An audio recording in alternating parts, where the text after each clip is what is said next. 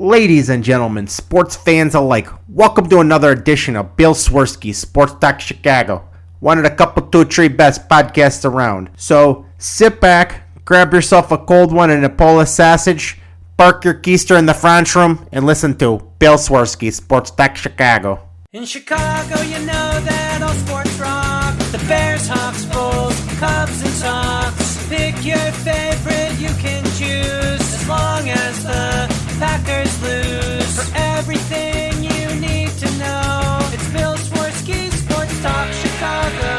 Bill Swerski Sports Talk Chicago. Hey everybody, welcome to another edition of Bill Swerski Sports Talk Chicago. This is your hosts, Alex and Sean. On this episode, we're going to be talking about another week down of NFL free agency, spring training starting for the White Sox and the Cubs, the basketball season winding down, and the Blackhawks still stink. But first, I'd like to thank our sponsor, the Rockford Ice Hogs. If you're not familiar with the Rockford Ice Hogs, they're the AHL minor league affiliate of the Chicago Blackhawks. What does that mean for you? You get to see the stars of tomorrow today at family-friendly, affordable prices. Season is going on right now, so head on over to icehogs.com, get yourself a hat, shirt, jersey, tickets, and more. Tell them Swerski Sports sent you. Alex, another week down. How is it going? Oh, it's going just fine. I don't really appreciate the colder weather, but other than that, it's all good. Yeah, it's a little chilly. And, I have a restaurant that I really enjoy eating at, but it is way down on the south side. It's at like 75th and State Street.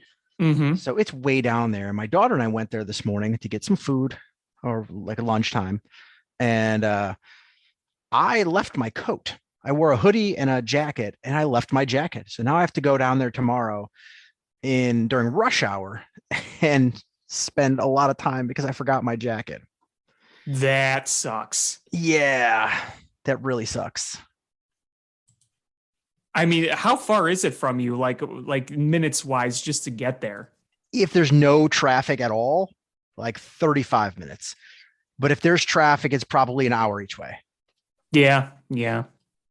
So I'm going to try to do it and get there right when they open at 11 and grab some lunch, I guess, while I'm there, and then roll home before rush hour and try to take work meetings in the car.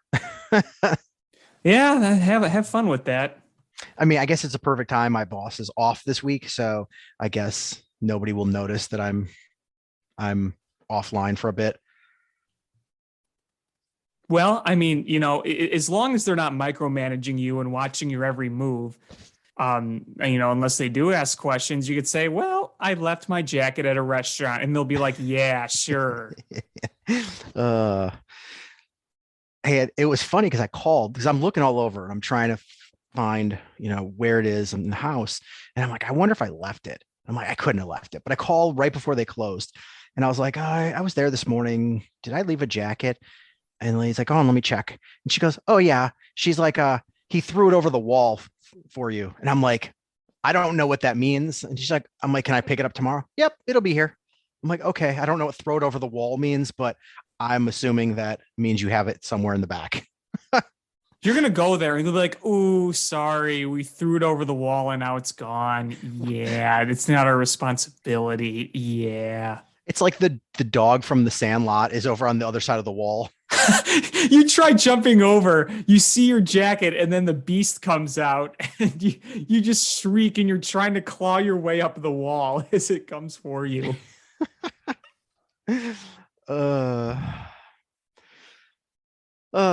So the Bears, man, Bears Twitter is a hot mess right now. Mm-hmm. And like, you've got probably half of Bears Twitter being like, all right, Ryan Poles, he's doing, I don't even know the percentage, but you got the camp that's Ryan Poles is doing a good job. And then you have the camp that Ryan Poles should be fired right now. Mm-hmm. And then you've got the camp going, I don't like what he's doing, but I'm going to give him a shot. And it is all over the place. And I mean, I agree. Do I agree with all his moves? No, but I see what he's doing. He's he's bringing in low cost guys to fill in the roster because he doesn't like big splashy free agents. He told us that he doesn't like to overspend in free agency, and that's what he's doing.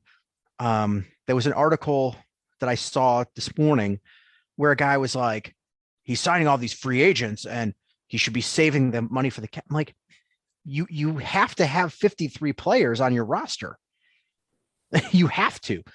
Like you can't just go in there with 8 guys and be like, well, we don't want to spend any money, so these 8 guys are going to play both ways and they'll play 2 positions each.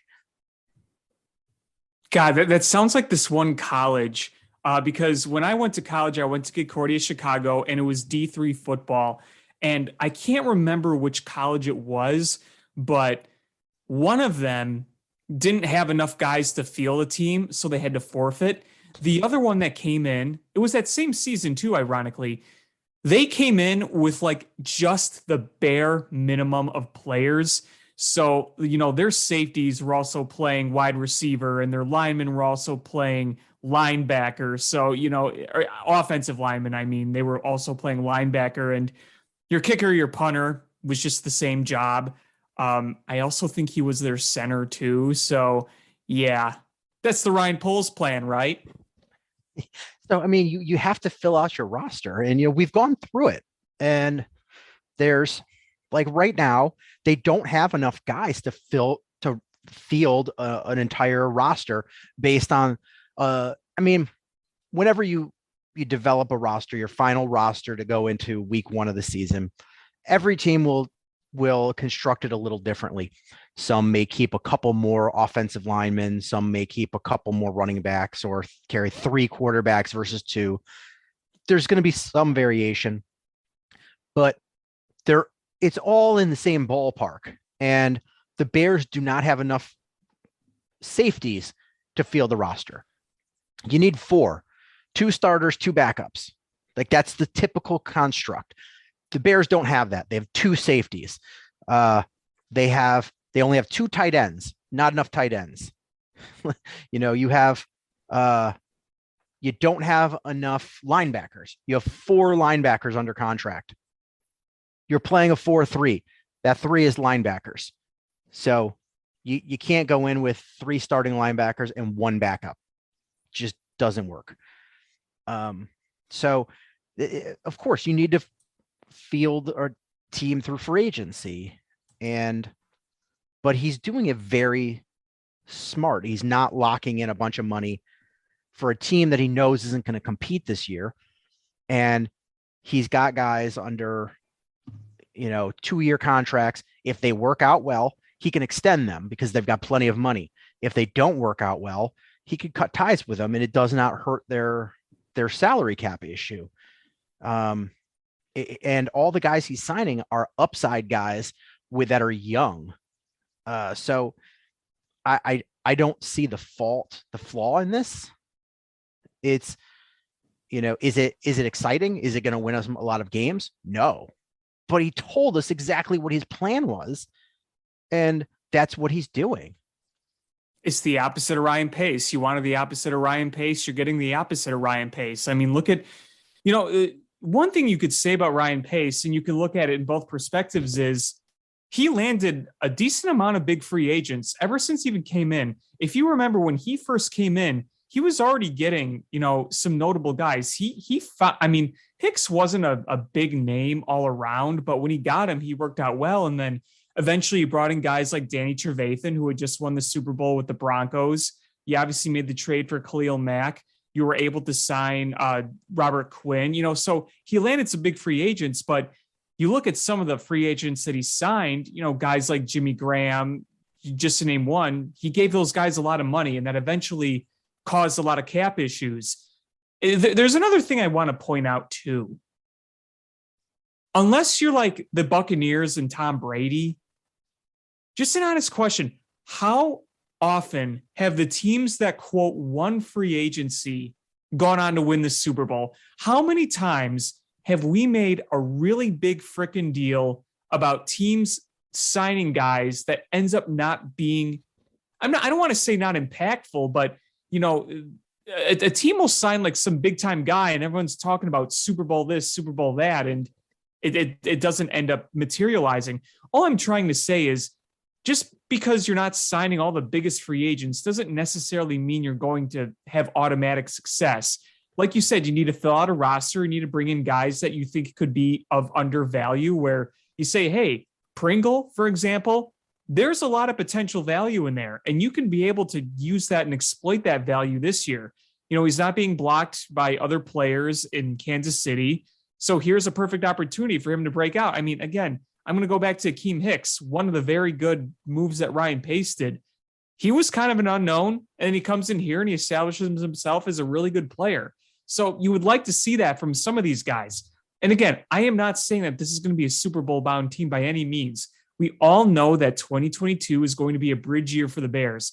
But if the bridge year for the Bears sees a lot of good things, a lot of good development from Justin Fields, getting a lot of good value from players you got very cheap, then you know where to build from there. You know what guys you can identify and say, we're keeping this. And then ones that don't work out, you move on from. And then you can be more aggressive. It's just that first step that you got to take. Because as I've said before, with the roster the way it was that Poles inherited, you had too many holes and few too many assets to fix all those holes. Absolutely. And I can't tell you how many times, probably in the 2000s, that everybody was like, Washington, formerly the Redskins, and now the Commanders, but at the time the Redskins, they won free agency. They're going to be the Super Bowl champions, and they didn't. They didn't ever. The only reason I think Jacksonville has spent a poop ton of money this offseason, the only reason I think they have a shot is if Trevor Lawrence is the guy that they think he is, then maybe they've got a shot, but it's not because of those free agents. So I just, you're right. It's just because you overspend in free agency doesn't mean you're going to win the Super Bowl. The only time now is the new kind of Ponzi scheme that they're running is with the salary cap is backloading contracts and getting guys that you shouldn't be able to afford with a salary cap onto your roster now in win now mode. And those teams, like if you have an established team that's very good, like the Rams or like the Chiefs or the Buccaneers, those teams that are the top tier teams, and you go out and you land, a stud pass rusher or something, and you kick the can down the road, you could be like, okay, they landed this stud in free agency.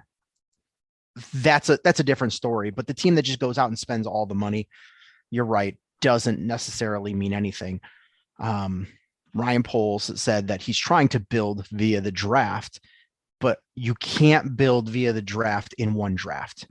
It's not going to happen. Even if you had 30 draft picks, you're not going to build an entire roster because there's not that many players that hit in the draft.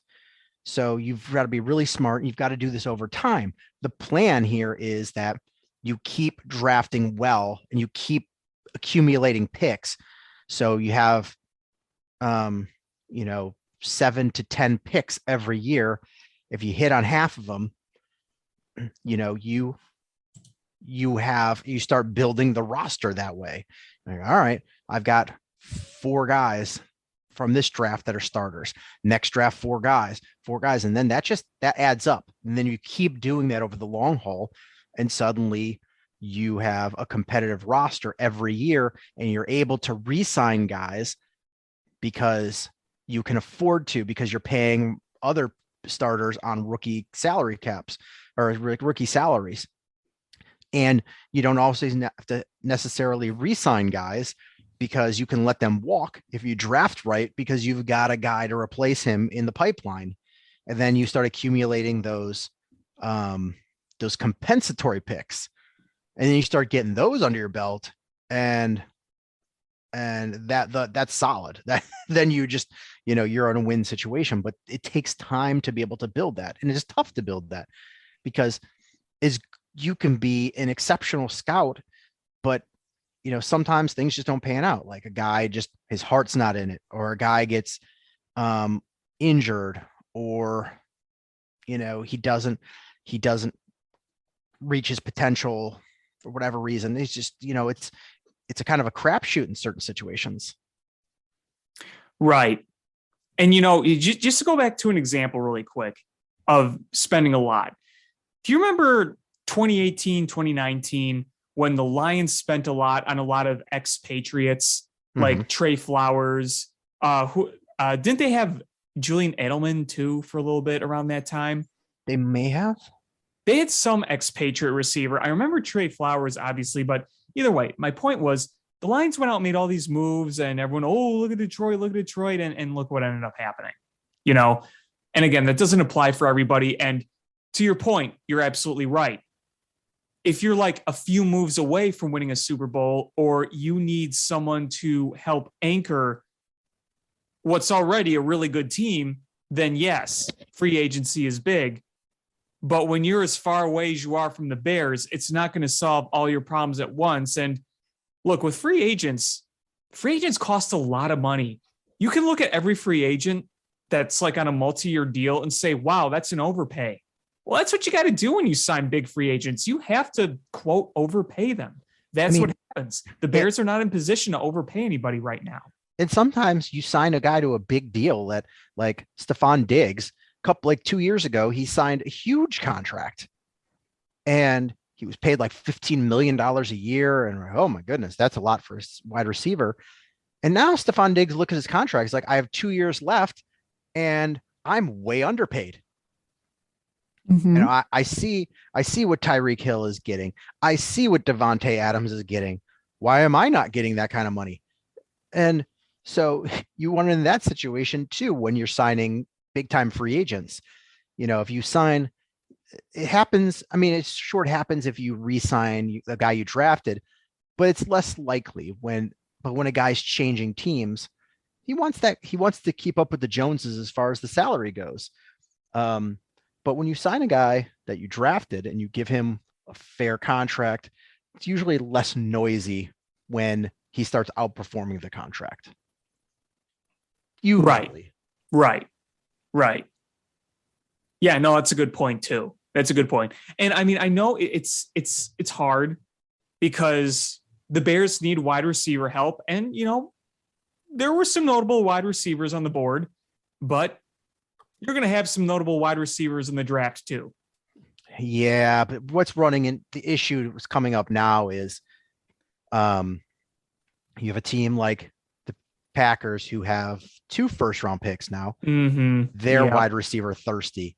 You're going to have the Chiefs who have 2 first-round picks that are going to be wide receiver thirsty. I tweeted out at one point that, listen, I totally get that the Bears are probably not going to have at this point. The hope was that one of the first round graded wide receivers would fall to the Bears. And I think there was a possibility of that happening until all these trades happen. And suddenly now you're like, I don't think so. And so at where the Bears are drafting, you could either overdraft somebody that probably is a late second or early third round, or even a mid third round guy, drafting him early in the second. Or you look at things at the bright side. You're like, okay, I guess, instead we can draft best player available. And if you have a run on wide receivers, somebody good is going to fall to you. That's always the place to be in, is if somebody good falls, grab that guy. And I mean, it is nice that it's a deep wide receiver draft. I mean, this is a good year to get a wide receiver, even though you might not be in the best position in the draft. It's a deep draft. So if you're not going to have the best position, it's good to be in this draft. I mean, wide receiver is probably the most talked about position in this coming draft. We obviously know that quarterback is not. And let's be real. the most hyped up drafts are the ones with the best quarterback. Think about last year. Think about the year with Andrew Luck and RG3. Think way back to Manning and Leaf. I mean, those are the most hyped drafts, the ones with the quarterback talent. You don't have that in this draft. So the draft overall isn't nearly as hyped as last year. But you know what? There's a lot of other position talent in this draft too. So the Bears are going to want to pounce on that, because I think that with the position they're in, you can look at their needs. Wide receiver is obvious. Secondary is obvious. Line is obvious. You got to address all that. And hey, if you're able to get a good talent to fall to you, then, you know, you might be better off than you expected initially. I mean, that would be the hope. If somebody that is probably the 20th ranked player in the draft, because people are reaching for wide receivers, and even though this is not a good quarterback draft, there's going to be teams that draft quarterbacks, and there's going to be teams that draft or trade back into the first round, the very end, in order to draft a quarterback at the end of the first round, because they like to have that 5th year option on their quarterback, because that's you're able to keep them at a 5th year at, you know, still a reasonable chunk of change versus, you know, that second contract money. So that has been a big thing of trading back into the late first round, where I don't think any of these quarterbacks are first round grades. I think 2 will go in the first round guaranteed, and you might see a 3rd or a 4th go late in the first round. So that like pushes 4 good players down. And if you have a run on wide receivers, if there's probably 5 or 6 wide receivers that are first round, you'll probably see all of them go, plus a couple more. So you're looking at like 7 guys that are going to get pushed down the draft board and be available for the Bears that they probably weren't expecting to be around. And right.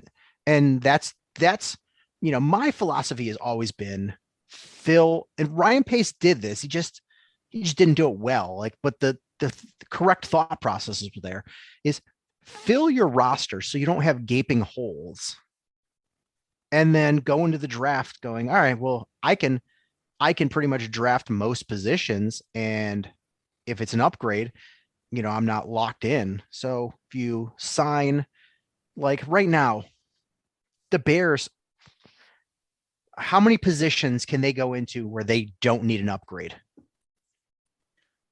Well, the quarterback is set. Your kicker is set. Okay. But you're not going to draft a kicker in the second round anyway, I hope. I know. I'm just listing off, period. Yeah. So that's about it. I mean, if there was an edge rusher there, you could use one. Mm-hmm. Definitely use a safety. Mm-hmm. You could definitely use linebacker help. I mean, you're not going to upgrade over Roquan Smith, but you're playing a 4-3. You need other linebackers to complement him. You definitely need corner. You could probably use a defensive tackle. You definitely need wide receivers. You definitely need tight ends.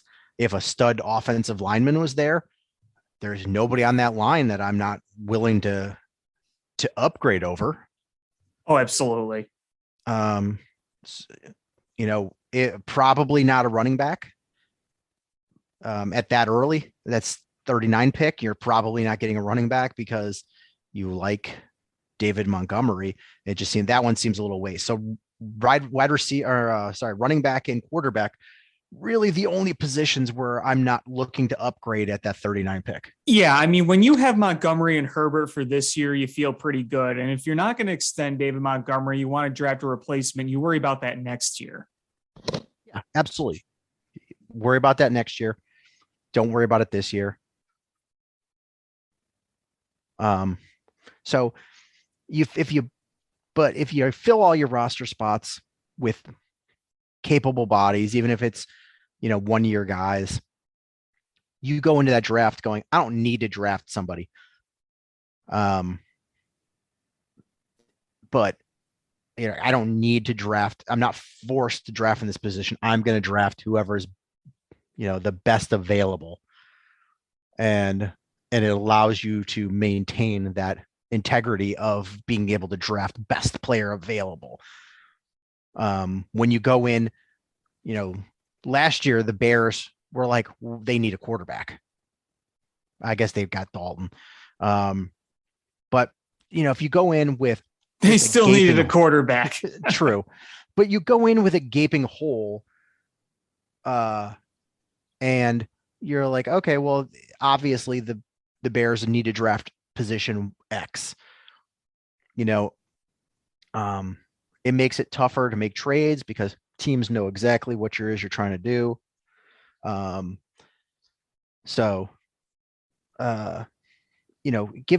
Give yourself the ability to move up and down the board, give yourself the ability to draft best player available. And, as much as I don't love what Ryan Poles is doing right now, as far as being able to build a winning team, he's building it smart. We're in an exceptional salary cap position. Mm-hmm. And we're in an exceptional salary cap position next year. And we still have a quarterback on a rookie quarterback deal. Yeah, imagine how much worse we'd feel if we didn't have Justin Fields right now. If the quarterback on our roster was literally Nick Foles and now Trevor Siemian. I mean, imagine if that was all they had at the moment, knowing that this quarterback draft was not very good. Right. And we're going to trade Nick Foles. Yeah, I want to talk about the Trevor Siemian, Nick Foles thing, because I think that's kind of significant. Because they signed Trevor Siemian and it was a 2-year deal. It wasn't a 1-year deal. So it's not like the Bears are bringing him in to be like a possible depth guy that you maybe cut. To me, that right there, that's your backup quarterback for the next few years. Absolutely. He is. That's what he is brought in for. That's what he's going to do.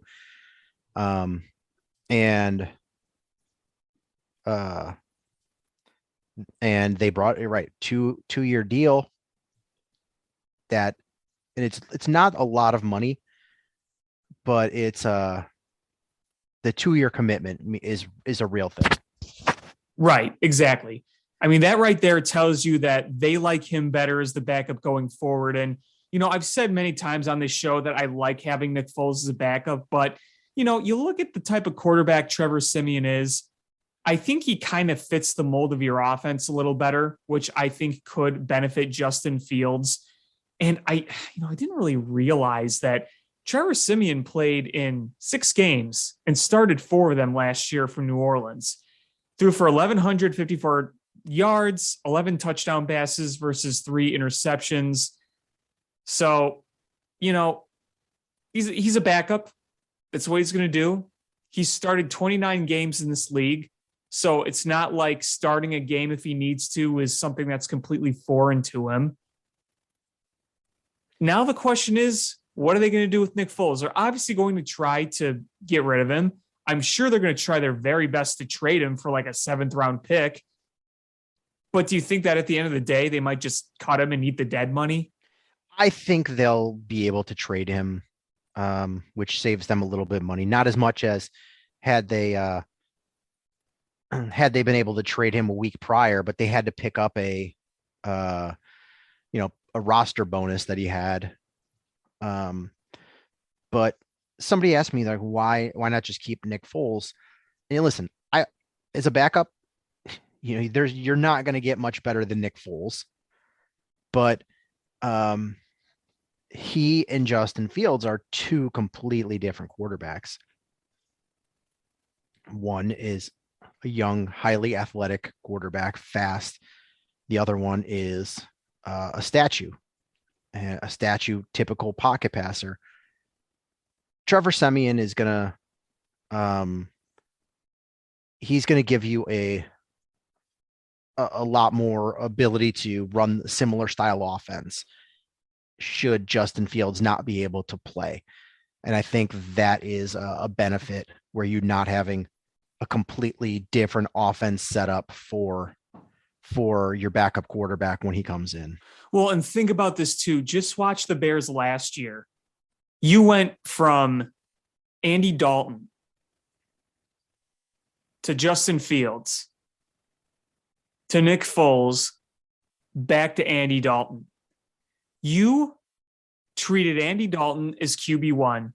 You gave only first reps to Andy Dalton, not Justin Fields. And think about how different Andy Dalton and Justin Fields are. Knowing that Justin Fields is your QB1 and then having a backup quarterback that could run a similar style offense, you don't hope to see much from Trevor Siemian, because that would mean Justin Fields is either playing really poorly or he's hurt, and you don't want either of that. But having a QB in the room that can kind of relate to you in terms of offense and the type of style that he plays, a guy who's been around, can have its benefits. Yeah. So you're bringing in a quarterback that's going to fit your system better. And they're probably going to trade Nick Foles. He's going to have an affordable number. Somebody's going to trade for him. It'll probably be there's an option where you can package Nick Foles with a draft pick and bring in a player or a better draft pick. So if you say Nick Foles in a 6th and you get a 5th, or you get a linebacker or fill your roster spot, that's always a possibility too. I honestly, I'd take anything. If it's a 7th rounder, if it's Nick Foles in a pick for a higher pick, if it's Nick Foles for a player, honestly, I'll take anything. I will really take anything. Because, hey, if you get one of those really late round picks, then you could draft your punter. You could draft your replacement for what's his nuts, Pat O'Donnell. What's his nuts? Yeah, you got a lot of roster holes here. Yeah, so Nick Foles, don't look for him to be on this team come the day after the draft. He'll be traded, probably not day one, maybe day one, but that draft weekend, he will probably be moved. And if not, then what the Bears will do is they'll hold on to him until there's an injury. A quarterback goes down, and they're not going to trade for Nick Foles as a starter, but they'll trade Nick Foles to replace the backup that has to go in to replace the starter. Let's not hope it gets to that. I'm just saying that is another possibility. If you can't trade him on draft day, you stash him away and try to showcase him during preseason. And if somebody, like when Bridgewater got hurt and they were scrambling to trade for a quarterback, and I think they gave a 1st rounder plus a 4th rounder for Sam Bradford. Like, that was called trading with desperation trade. Hey, when I think about teams that could be possibilities right now for Nick Foles, Lovey can use a backup, right? In Houston. Can't Lovey use a starter? Well, that too. Yeah, that too. Who's the quarterback there? I honestly don't even know. I don't know. Even if the draft isn't very good, they might draft somebody, but either way, I think you're still going to need a veteran. So I feel like the Texans would be a possibility. And that, you could see their marketing team now.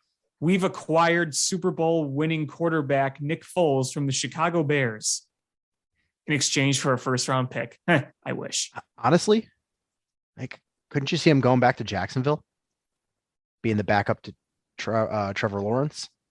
Maybe. I thought I read somewhere there was another team interested in him too. I saw the Texans come up. There was another team. I can't remember who it was. Maybe the Colts, now that Carson Wentz is gone. Well, they got Matty Ice now. Well, they need a backup. No, well, didn't they bring back Jacoby Brissett? Or am I imagining that? I don't know. Maybe they did. I thought the Colts have that figured out, but maybe I'm wrong. Maybe I'm imagining that, but I know that I know that I've been trying to pawn off Nick Foles to my Colts fan friends for a while, but I'm not sure if that is going to happen. But you know what? You look at all these trades and all these quarterbacks moving. Jacoby Brissett, according to Wikipedia, is now on the Browns. Okay. All right. That's who it was. I know he went somewhere. Yeah, but Browns signed him. So disregard. But anyway, I'm just saying, like, you kind of have to think twice about where quarterbacks are now because there's been so many moves. You think, oh yeah, Matt Ryan's with the Colts now. I still think of Russell Wilson as a Seahawk, even though he's a Bronco now. You know, they're all moving to the AFC. So maybe another AFC team will get another quarterback in Super Bowl champion Nick Foles. So the Colts backup quarterbacks are James Morgan and Sam Ellinger. Okay, yeah, that sounds like they could use a Foles then as a backup. But they could, and I think that might fit. Here's the thing, though. It's like kind of old and old.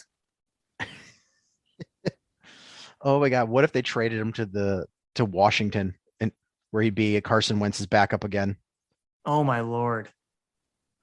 I could just see Carson Wentz sitting there watching TV and just like, son of a bitch, motherfucker.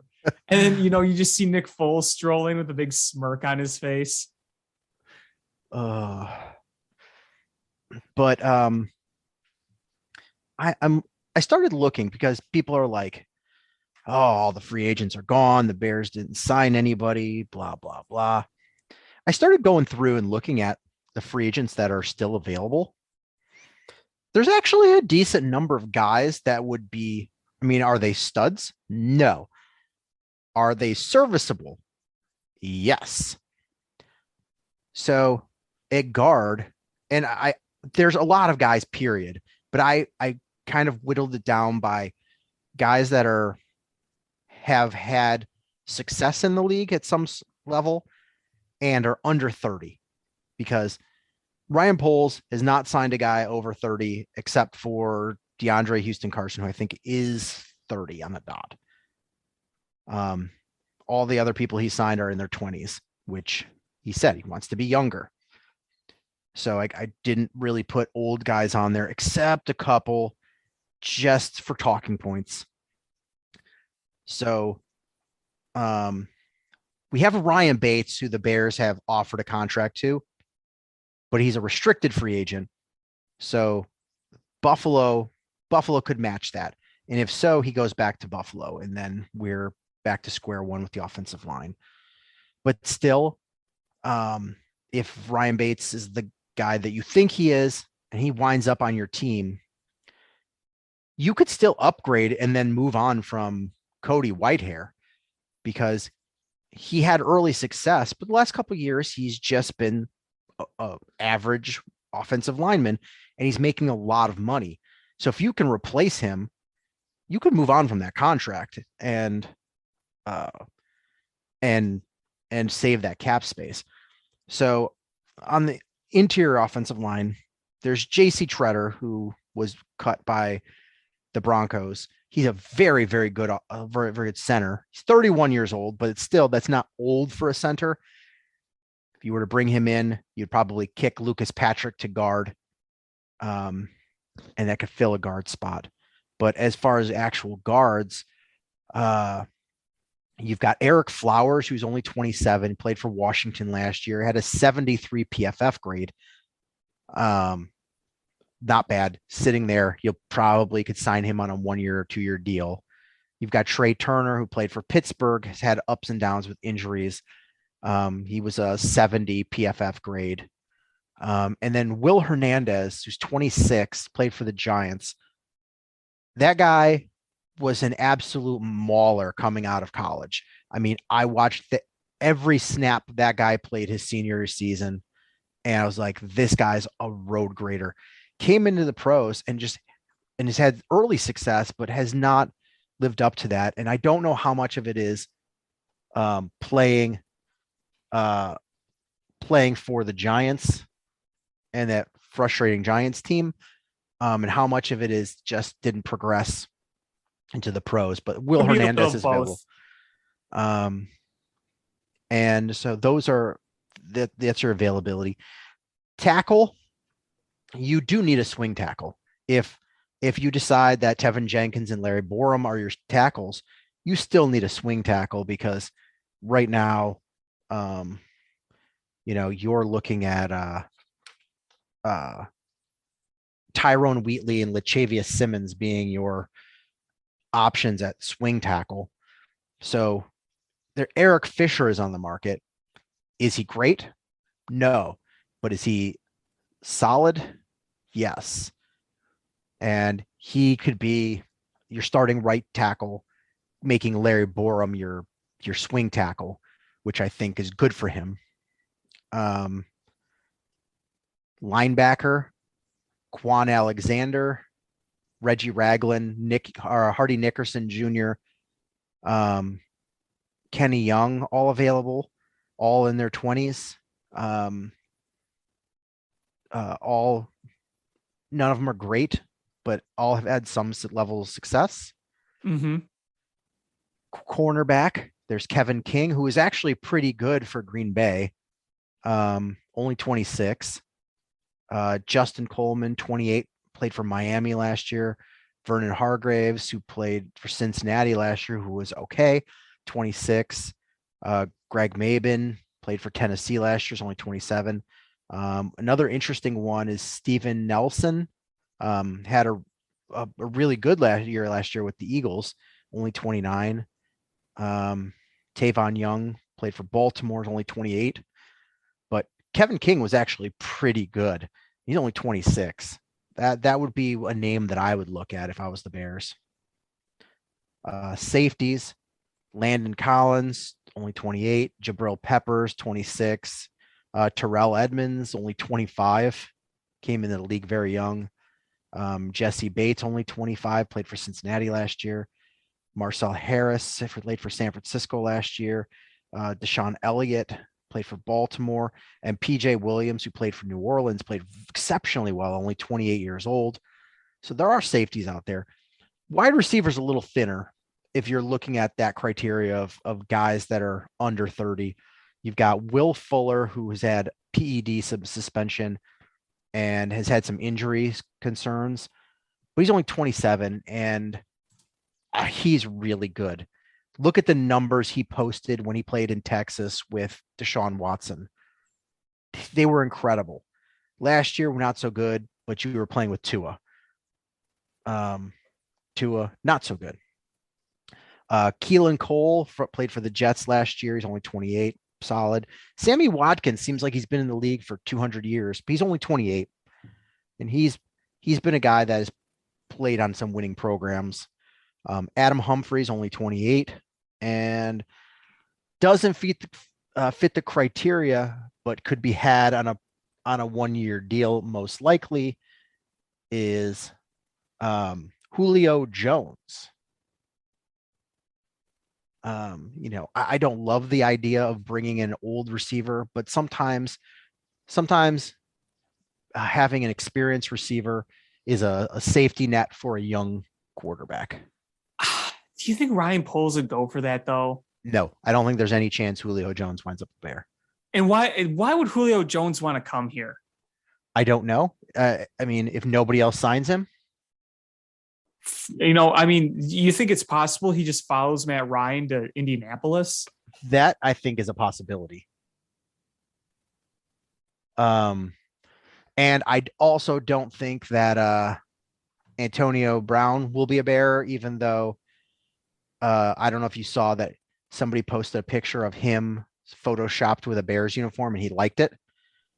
That is not going to happen either. No. The McCaskies wouldn't even go for that. Well, they don't care, but Ryan Poles is not going to do that. He's not going to sign a 30-something-year-old wide receiver. That's insane. Yeah, I mean, it's zero chance it's happening. Yeah, there's a none chance there. So your wide receiver core, unless you're willing to go short-term deal on an older receiver, you don't have a ton of options there. Tight end, Eric Ebron's only 28. Blake Jarwin, only 27. Jesse James is only 27. And he actually had a nice little rapport with Justin Fields. I would actually like to see him come back. Chris Herndon, only 26. And Michael Pruitt had a great year last year, and he's only 29. And defensive line, I'm just throwing this out there. Larry Ogunjobi is still available, even though you nixed the trade or the signing because of injuries. What's to stop you from re-signing him with an incentive-laden deal or a one-year prove-it deal? If they went back and gave him a 1-year prove-it deal, I would be perfectly okay with that, because if it's still a problem during the regular season, then you're not tied down to him for multiple years. Yeah. I mean, if you offer him a deal where if reachable goals, and he could make the same money that he would have made per year of the contract that you offered him. So like he can make 13, it's a guaranteed 5, but if he can make it go up to 13 with incentives, why that way you say, listen, we do believe in you. We just can't commit to it with the injury. And this is us showing we would love to have you again on our team, but let's do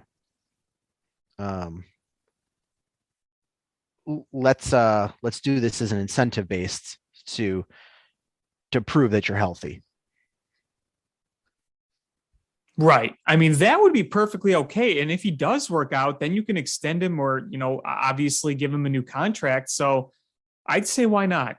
If it comes down to that, if there's still a lot of warning signs that he's not going to be healthy at all or whatever, then you can move on. Or if he goes somewhere else, but there's no more holdups and you're able to land him on a really cheap deal, or like you said, incentive based, then hell, do it. Because he's still available. Yeah. So that means I haven't heard any rumors surrounding him either. None whatsoever. I mean, it could be a thing where, he just waits until part of the season is over and then signs once he's fully healthy. But he's not on the radar, which means he's not going to. Teams have already committed their big money. They're not going to commit big money to him. So he's either going to have to sit out or he's going to sign a 1-year prove-it deal. And I'm not above going back to him. I mean, maybe he's got a sour taste in his mouth because the Bears backed out of it. But, I hope he understands that the Bears wanted to give him money. It's just he didn't pass the physical. It's not their fault. Right.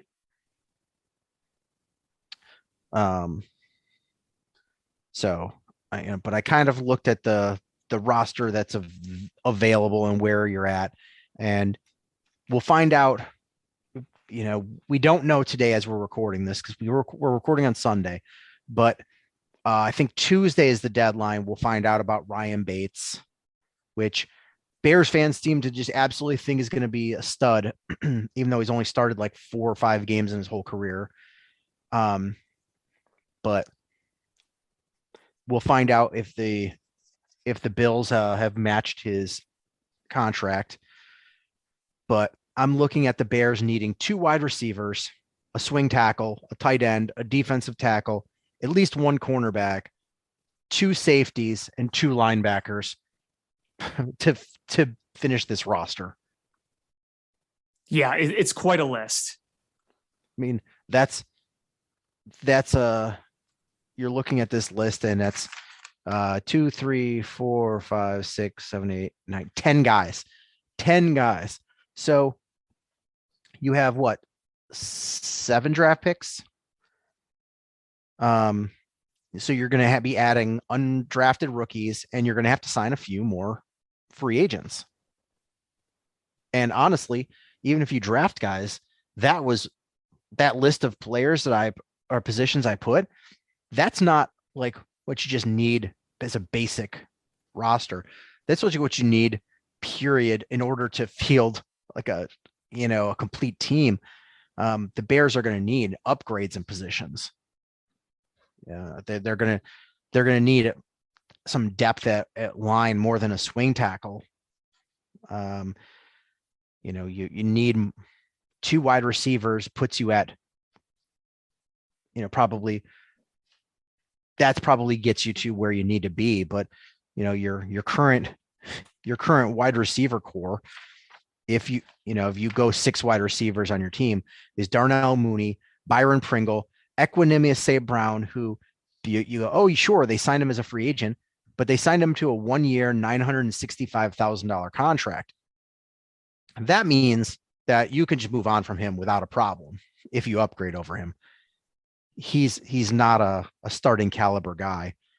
And then Nisimba Webster, who's a special teamer, Daz Newsome, who was a draft pick but didn't even make your squad last year. He was on the practice squad until the end of the season.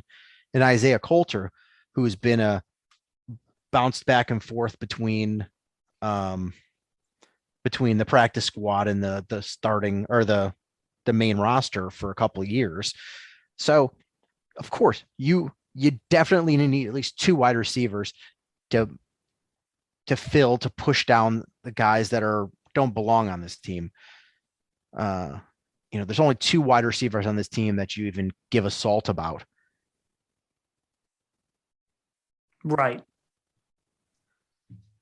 So there's a lot of work that needs to be done. And I look for the Bears to probably start being really active in free agency right after the draft.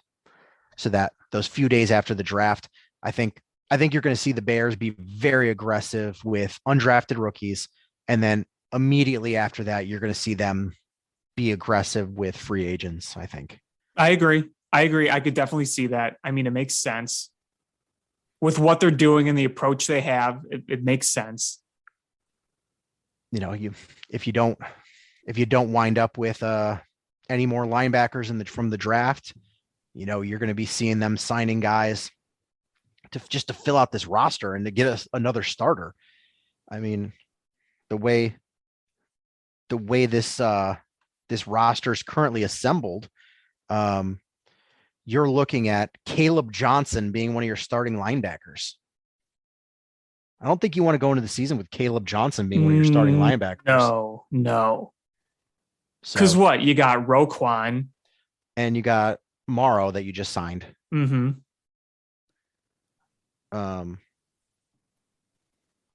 You're going to have Robert Quinn at defensive end. Yep. Most likely, I would assume. So, yeah, a lot of holes to fill out. So the look for the Bears, this is going to be pretty slow. We got, a month before the draft? Yeah, it's my birthday weekend, so it's pretty much a month. Yeah, the draft is going to be April 28th through April 30th. And we're recording this on March 27th. So, yeah, we got about a month. And then you Bears fans can be excited because the Bears will start making moves after that. Yeah. And it does kind of suck that the first day of the draft, there won't be much for Bears fans to watch because we don't have a pick. But, it will be an important day for the Bears because you're going to see who some of those teams are that are going to be taking wide receivers. Like we mentioned the Packers, we mentioned the Chiefs. So seeing who they take and see who's already going to be off the board is going to be worth noting. Yeah, and because that first night is just the first round, the Bears have one of the first handful of picks in the second round. So really, they'll go, they're going to just be sitting there that first day, just tracking what's happening, maybe fielding some calls about 39. But when they go home that night, they're going to reshuffle their draft board and go, okay, these are the guys off the board, reshuffle it. And you can really start focusing on who they think will be available, because then you can really start, seeing who can be available, who's the teams ahead of you, who could they draft. You start doing, draft simulations in your war room and figure out who's available. And if this guy's available, that's who we're taking. If not, here's our second choice. And it gives you that opportunity to really just regroup and be prepared. Yeah, pretty much. Where do you want to go from here? Baseball? Yeah, feel like that's pretty relevant right now. So Seiya Suzuki is played now. Yeah, he finally made his debut, and you look at kind of his build, you got a chance to see what his swing looks like. And the first pitch he took, really aggressive. You see the bat speed of that guy. It's pretty impressive. Today he drew a walk and flew out to the warning track, so he's obviously still getting accustomed to everything, but it's good to just see him getting in action. I mean, that's really important to see him do, because he finally was able to get in not until Friday was his first game. So Friday was his first game. Yeah, so you wanted to get him some action before the regular season, so that's good to see. You've also finally seen Nick Madrigal get some action for the Cubs as well. And today, really great seeing the prospects. Ed Howard had 2 hits. Pico Armstrong had a great play in the outfield and scored a run. So you're seeing that happen too. You like to see that. You're seeing Owen Casey play a little bit as well. So spring training, right now it's that mix of. I'm just going to point out that my dude is currently batting 1,000. My dude, Robel Garcia. Oh boy. Batting 1,000 this spring training. Here I am talking about top prospects and, 2019 cult hero Robel Garcia. Though I will say it was bringing back Robel Garcia as some organization depth. Not a bad move. I'm just saying is that I'm a true Chicago fan. I find a guy that is not a superstar and cling to my love for him no matter what, through thick and thin. And that's Robel Garcia. Yeah, you see guys like Chris Bryant and Yohan Moncada get shat on by their respective. But if you talk shit on Robel Garcia, me and you are having problems. That's how it just goes. Yeah, Sean is literally going to use his big wooden Kool-Aid spoon as like a weapon against you. I'm ride or die with Robel Garcia. Congratulations! You should start a club. The Robel Garcia fan club. It'll be me and his grandma and his neighbor. Well, honestly, you look at spring training and you say, all right, I want to see the prospects, the newcomers, and the depth guys the most. I mean, I don't really give a crap about Jason Hayward at bats. I don't care too much. If I never see a Jason Hayward at bat for the Cubs ever again, I'm okay with that. I just, there's, like I said last week's show, he just doesn't have a place here anymore. You have so many guys who are trying to get at-bats and experience in the outfield, especially when Brennan Davis comes up later this year.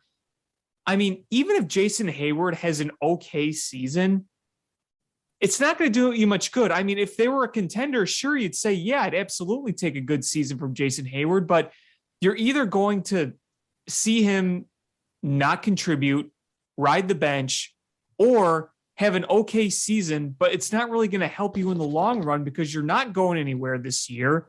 And even if he does put up decent numbers, you're probably not going to trade him anyways, because no one's going to take on that contract unless you say, you know what? He's got minimal value. If there's some team out there that'll take him and will pay most of the salary, we just need to clear him off the roster.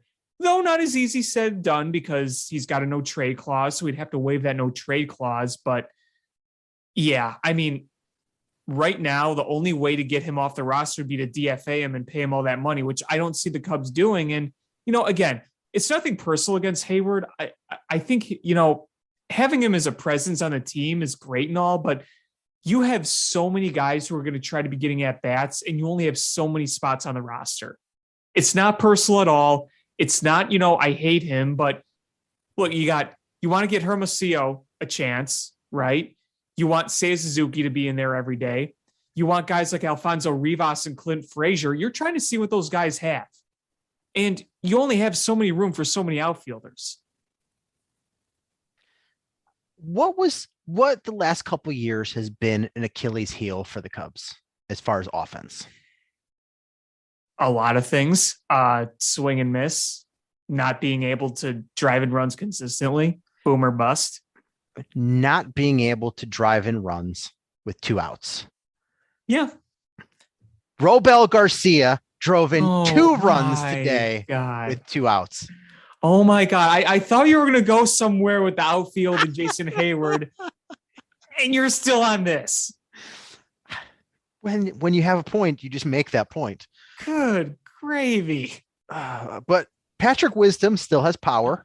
He didn't lose that over the winter. Yeah, that first home run he hit today, my God. You know, I was actually having a lot of debate on Twitter today because I made my first mock opening day lineup with him on the bench. Because my rationale was you're probably going to be facing Brandon Woodruff for some fireballing righty on the Brewers opening day. And there's a lot of holes in his swing, and Patrick Wisdom's swing. He's got tremendous power, but he's got a lot of holes. And being a 30-year-old just playing full time for the first time last year, you wonder if he's just a flash in the pan or he can at least maintain some production. I think that what we see in terms of top production from Patrick Wisdom is basically a Dave Kingman that doesn't walk as much. Like that's you're going to get strikeouts, you're going to get home runs. It's going to be all or nothing. And if he ends up being all or nothing, honestly, that's fine. I don't think he's going to be an everyday player. For where the Cubs are, he's perfectly fine. Who did you have starting at third base? I had VR. He's a more stabilized guy. He's an established infielder. You know, he's been around a while. He's a solid hitter. He's nothing special, but he's solid. So I had VR at third and Wisdom on the bench. Would I be surprised if they put in Wisdom? No, it was just my opinion. I didn't know if you were going to put in starting lineup today's third baseman, who was Robel Garcia. No. God, I'm going to have to tie your mouth shut or put some tape over you, tie you to a chair. God, if Robel Garcia ever gets an at-bat in the majors with the Cubs, you know that Sean Hopman is going to get in his car, just floor it all the way to Wrigley Field and try to run in without even paying for a ticket. Sir, where's your ticket, sir? You're just going to be barreling over the security guards and the ticket people. I'm going to go after the show and I'm going to order my custom Robel Garcia jersey. You do that. You do that. It'll be like an NFT, one of a kind. Oh my goodness. The official NFT of Robel Garcia belongs to Sean Hopman. So who did you have at short then? So here was, I can just read you my lineup right now. And, you know, some people liked it, some people didn't, and that's fine. You know, obviously there's varying opinions and I don't know if it's exactly the most ideal one or not, but so what I had was in order: Madrigal at second, Suzuki in right, Schwindel at first, Contreras at catcher, Hap DHing, VR at third, Ortega in center, Frazier in left field, and Nico at short with Stroman as the starting pitcher. Who was in right? Suzuki. Okay. I mean, that's fair. Now, what I debated was, do I bat Madrigal lead off, or do I put him down in the order and let Ortega bat lead off? That was what I was kind of going back and forth on.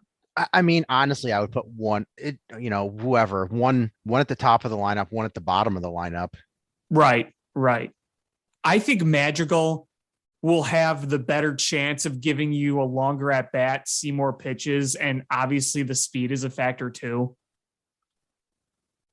Yeah, I'm fine with either one, but I'd probably put Ortega at 9 and Madrigal at 1. So yeah, that's how I constructed. A lot of people would put Patrick Wisdom, and fine, whatever. I just that was how I saw it. And who was your cleanup? Wisdom or Contreras? Willie was 4. Schwindel was 3. So the top 4 were Madrigal, Suzuki, Schwindel, Contreras, and then 5th was Hap. And Wisdom, what? Oh, you didn't have him starting. Never mind. Wisdom's on the bench. Yeah. Here's the thing too. I have that feeling that no matter what we say or how we feel, opening day, Jason Hayward's going to be in the starting lineup. I don't think he should be. I think he should be on the bench as a defensive replacement, or if you need a pinch hitter. He But will probably be opening day starting center fielder. probably will be. Probably, I think it should be Ortega, but it's probably going to be Jason Hayward. And in left field, you need to give Frazier some time. I really think you need to see what you have in him.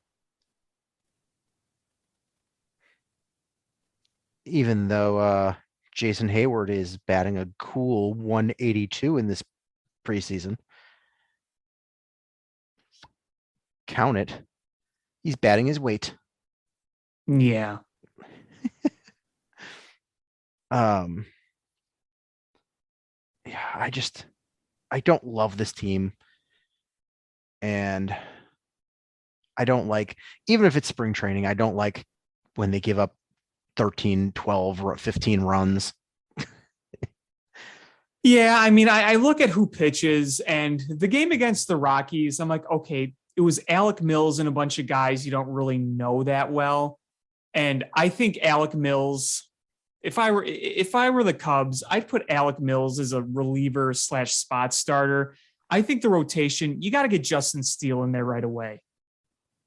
I mean, I think that's probably where they're going. And honestly, if I had to choose between Mills or Drew Smiley, I'd probably put in Drew Smiley as your fifth starter. I think Drew Smiley will be. I think he's going to, barring an injury or just looking like garbage the rest of spring training. Because he looks pretty good yesterday against the Padres.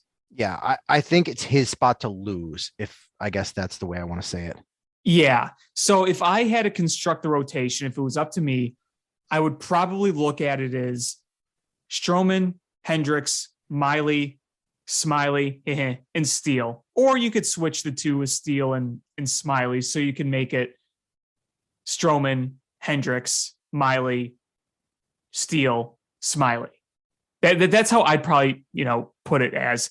Now, speaking of the rotation and speaking of Hendricks, he didn't look very good today. No. Now, I when it comes to veterans like that, I typically don't put stock into this. I really don't. It's spring training. You're just throwing.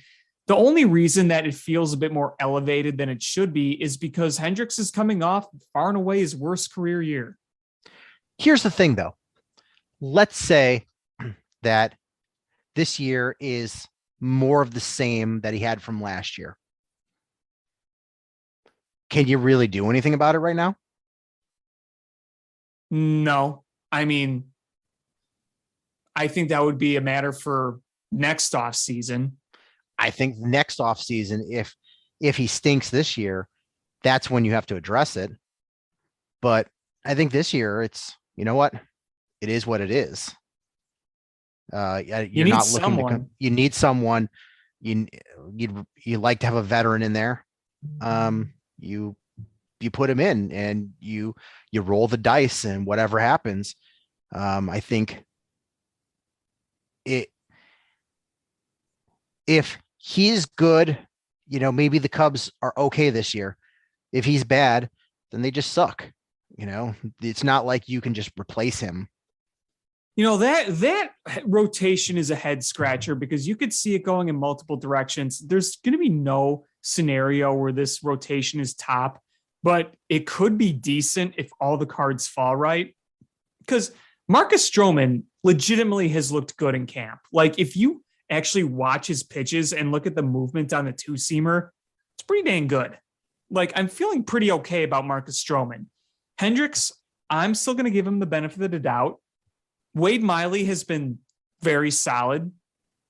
Now, Braylon Marquez had a good outing the other day, which is good. I still don't think he's going to be starting many games, if any, in the majors, but you need him regardless. He's still a very important aspect of this whole transition phase, I believe. This is a non sequitur, I guess. I always thought Marcus Stroman was taller than he is. He's only 5'8". Yeah, he's not very tall. He's not very tall. I don't know why. I thought he was taller. And I heard on the radio, and they were like, "Oh, Stroman at 5'8", and I was like, "No." I'm like, he's got to be like 6'3". Nope.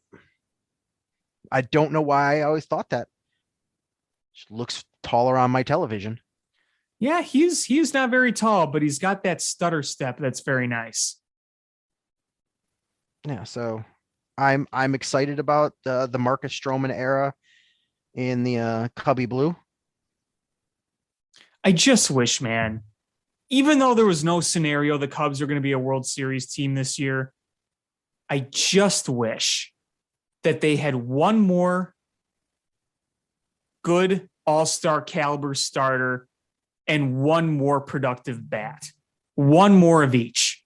If you had a hard-throwing ace type, or at least a hard-throwing guy that could be a 3 or a 2, and you had Stroman, Hendrickson, a guy like that, and then Wade Miley's your 4, and then kind of a work in progress as your 5. Because remember, you're hoping to see Caleb Killian at some point this year, and maybe it's more next year, but you'd like to see Jordan Wicks sooner than later. So obviously their spots are going to be coming soon, but for the time being, if you had one more good starting pitcher and you had one more run producer in there, if you had somebody as insurance in case Frank Schwindel and or Patrick Wisdom really do regress from last year, it would make me feel a little better, because you look at some of the other hitters in your lineup, Suzuki, sky's the limit for him talent-wise, but how long is it going to take for him to adjust to big league pitching? That's remained to be seen. It could take a little bit of an adjustment time. I mentioned Patrick Wisdom and Frank Schwindel. We're not exactly sure how it's going to translate from that year after. Ian Happ is as inconsistent as it gets. You don't know which Ian Happ we're going to get. Are we going to get the one that struggled and has the long swing? Or are we going to get the Ian Happ from the second half last year / 2020 where he was walking, hitting for power, and producing? There's just so much. It feels like really the only productive hitter you feel very confident about is Wilson Contreras, and you don't always know about his health.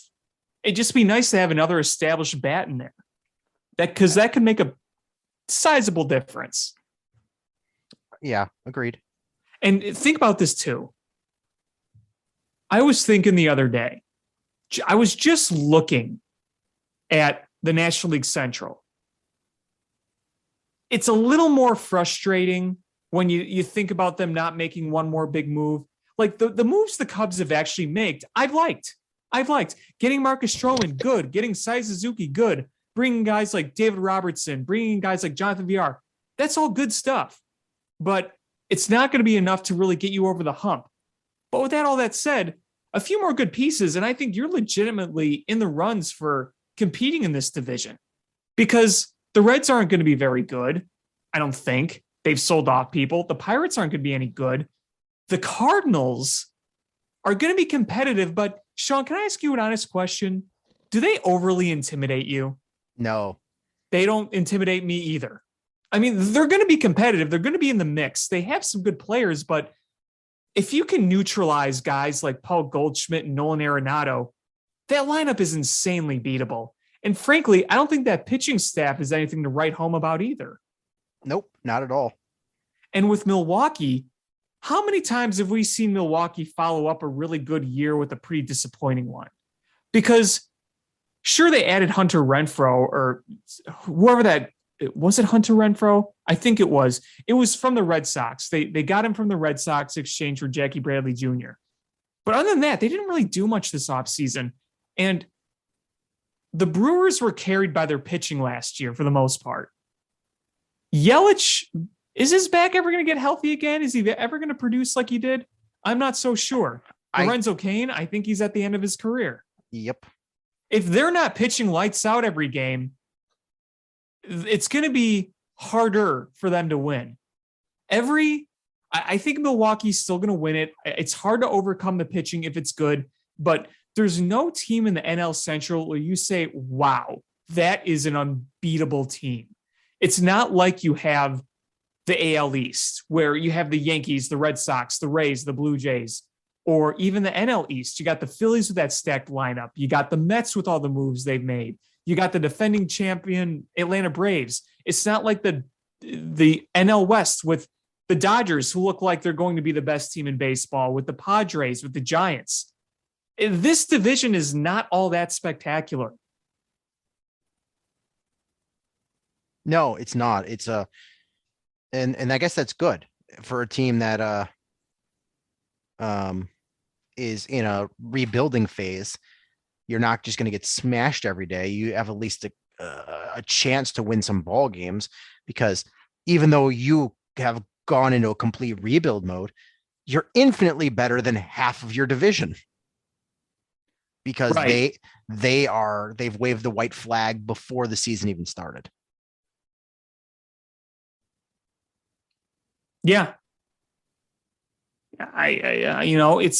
It's both good and frustrating, because you feel like they could have at least made a few more moves where they could have been a contender during a transition window. Like I said, there was never going to be a scenario where they were going to fully build a World Series team. But, think about it. If you were able to compete for a division title this year while growing all that top talent in the system, you think, man, how well you could build on that in 23 and 24. Yep. But on the other side of town, you got a really exciting. I mean, I don't know what you can take away during spring training, but you got an exciting bit of news today with the way Dallas Keuchel pitched. And yeah, because he had a first rough game and then much better today from what I saw. Yeah, he today went 4 1/3, only gave up 3 hits, 2 walks. If you can get performances like that from Dallas Keuchel this season and get a rebound performance, you're going to be a much better White Sox team. And this is already going to be a very good team, but I think Dallas Keuchel, you're not depending on him to be a good team, but you're depending on him to perform well to be a great team. Yeah, I mean, he's important. He's a veteran. He's been around. He knows what it's like to win. He's been on a lot of winning teams before. He was key for you in 2020 in the shortened season. You remember that year, wasn't he in the finalists for the Cy Young? I believe he was. I mean, he had a spectacular year that year. And even if it was a small sample size, you can't take that away from him. He pitched very, very well. It was such a dramatic drop off last year. And, like I said, it feels like it could go either way. Either it's going to, continue to drop as he gets older, or I wouldn't be surprised if he rebounds this year. And you might see a late John Lester type Dallas Keuchel, where you're just kind of grinding away and you're finding ways to get outs. You're finding ways to pitch effectively, even if you don't have your top tier stuff. And if he can find that would be huge, because you don't want a situation where you're putting stress on the bullpen more than you need to. Right. But you saw Luis Robert just smash 2 today. I'm telling he's going to be the MVP this year. If he's healthy, he's going to be the MVP. Yeah, he's so good. He might be one of the most talented players I've ever watched. I'm not even kidding. Yeah, he is so phenomenally good. It's exciting. You're starting to see what your roster is going to look like. It looking like they'll probably play Harrison at second base. They had Lurie Garcia at DH today. I don't know if that's the way you want to go long term. No. But I mean, you're probably going to keep Abreu at first, Anderson at short, Yohan at third, Harrison at second. Grandal catching, though. They need to bring in a veteran. They really do. They do, but there's not one out there. You need a veteran so you can preserve him. And with the DH, you could keep his bat in the lineup, but just not have him catch every day. So is Sebi Zavala going to be the backup catcher, or Zach Collins? Probably Zavala more than Collins. I don't know, man. I'm just flabbergasted they didn't bring in a veteran catcher. I mean, here's the thing. The nice thing is that come trade deadline or even before the trade deadline, you'll be able to trade for a veteran catcher for absolute zilch. You won't have to give up anything for that. But it would have been nice to have locked one up by now. I mean, they should the catcher the Cubs signed should have been the one the White Sox got. Oh yeah, Yan Gomes would have been a perfect fit for the White Sox. Absolutely. But I like Lurie Garcia as the rotational second baseman, not as a DH. But I think Eloy should probably get more at bats as DH because he's a terrible outfielder. But I mean, they're probably going to platoon out there. Vaughn sometimes, and I mean, Luis Robert's going to be your center fielder, period. But I'm guessing Vaughn out there sometimes, Lurie Garcia, Adam Engel. Does Yauki Cespedes make this team? I mean, he's playing pretty well in spring ball. Yeah, I mean, that's and we got to see what happens with Vaughn after today. Yeah, he got hurt today, didn't he? Yeah, no news on what's actually happened, but it looked like his hip. Yeah, Gary texted me when it happened, but I didn't watch the game. And because he was carted off, I believe. They had and you had another massive injury on Friday. I must have missed that one. Oh, your mean Mercedes broke his hand. Oh, right. My guy, my White Sox guy. He's my Robel Garcia of the White Sox.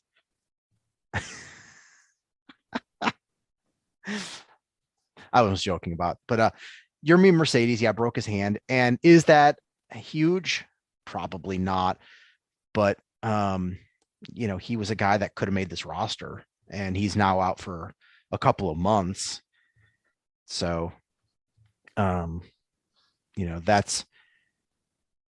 it's already starting to see some injury bugs come up and bite you. And I think, is Andrew Vaughn great? No, but is he a guy that they were counting on to be a productive bat in this lineup and be a utility piece to be able to move around? Absolutely. I mean, Vaughn's bat, his ceiling is sky high. He could be a superstar hitter, but man, just putting him in that right field spot, I never liked that. I'm fine with it because you haven't solidified some of your spots. So this White Sox team, you have an older first baseman. You're not going to have, you're not going to have him play every single day. Abreu's not going to be able to play 162. So Vaughn can play. He can pick up some of those games on first base. He's athletic enough to be able to play right field occasionally. Is he good? No.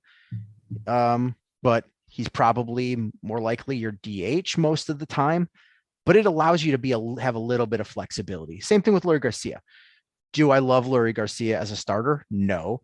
But do I like him as an energy guy on this team that can fill in a lot of different spots? Absolutely. He could play outfield. He could play a second base spot. And that's what they need, because they haven't brought in guys that are just, this is their position. They've got it locked down. You don't have a right field lockdown.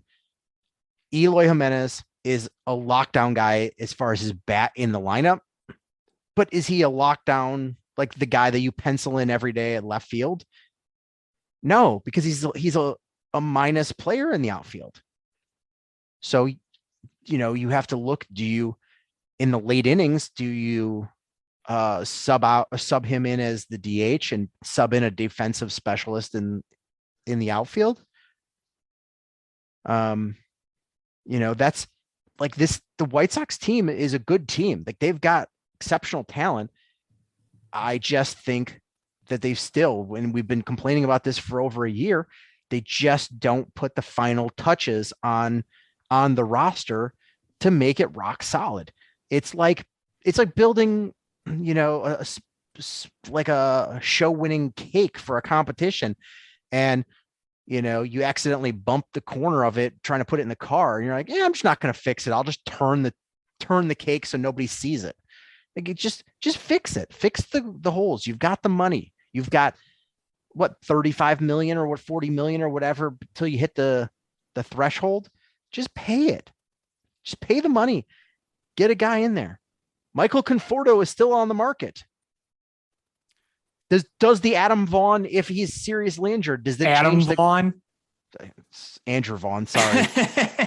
If Andrew Vaughn is seriously injured, does that change your calculus of wanting to go out and sign Michael Conforto? I don't know. I heard that Michael Conforto isn't vaccinated. I mean, at this point, is it, other than playing the Blue Jays, is that going to impact anything? But didn't the White Sox make a policy where they have to be vaccinated? Oh, I don't know. Maybe. I mean, clearly the Yankees and the Mets didn't. Right. Well, I mean, either way, I think it would make, from a player standpoint, it'd make perfect sense for them to bring him in. White Sox, it would make perfect end. Let's see. White Sox minor or mandate policy. Minor leaguers have to be vaccinated.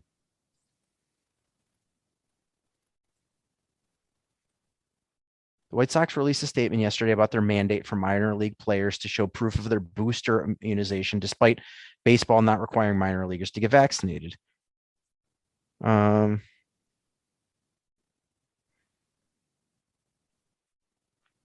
White Sox were one of the first teams to reach the 85% vaccination threshold. They've claimed that 100% of their players are vaccinated.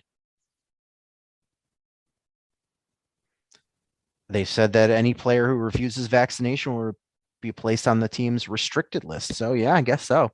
And Michael Conforto, vaccination.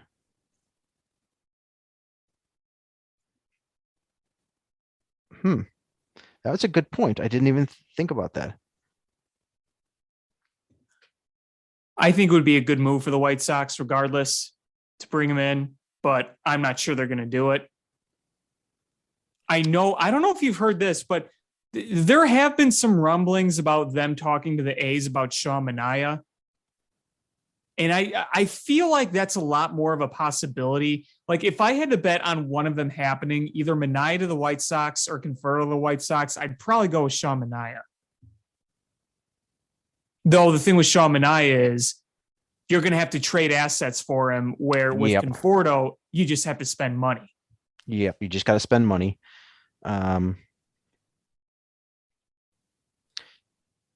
don't know if we know of Michael Conforto. I'm looking at his, I mean, it's clearly he's giving the talking points of somebody that doesn't want to say. But I don't know if there's a fact about if he's vaccinated or not.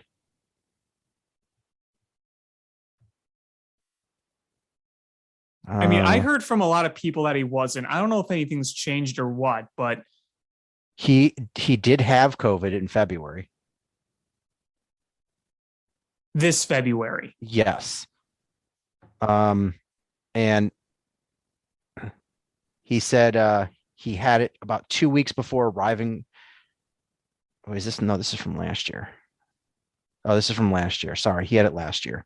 I was going to say, I don't remember him having it this year, but I hate sometimes the news. It says like this report is from today, but when you actually go on the article, it says it's from 2021. I don't know if that's annoying. Yeah, I don't know if he has. He's just said it's a personal choice, which probably means he didn't get it. Yeah, I just wonder if that factors into any of this. Probably. I mean, though, if you're sitting there going, man, I could be making millions of dollars if I just get vaccinated. Don't you just run out and get vaccinated at this point? Well, you know, I think that if you're Conforto, you have a chance to go to a team that could win a World Series in the White Sox. You know, I would definitely want to go. You know, I would definitely want to be part of that team. And, you know, you put in Michael Conforto in right field, and all of a sudden, a position that didn't look stable at all looks very stable for the team. Yeah. So, I mean, that option is on the table, though. If Andrew Vaughn has a serious injury, which it's sounding like he might. Oh, I hope not. I hope not too. It sucks for him. It sucks for the White Sox.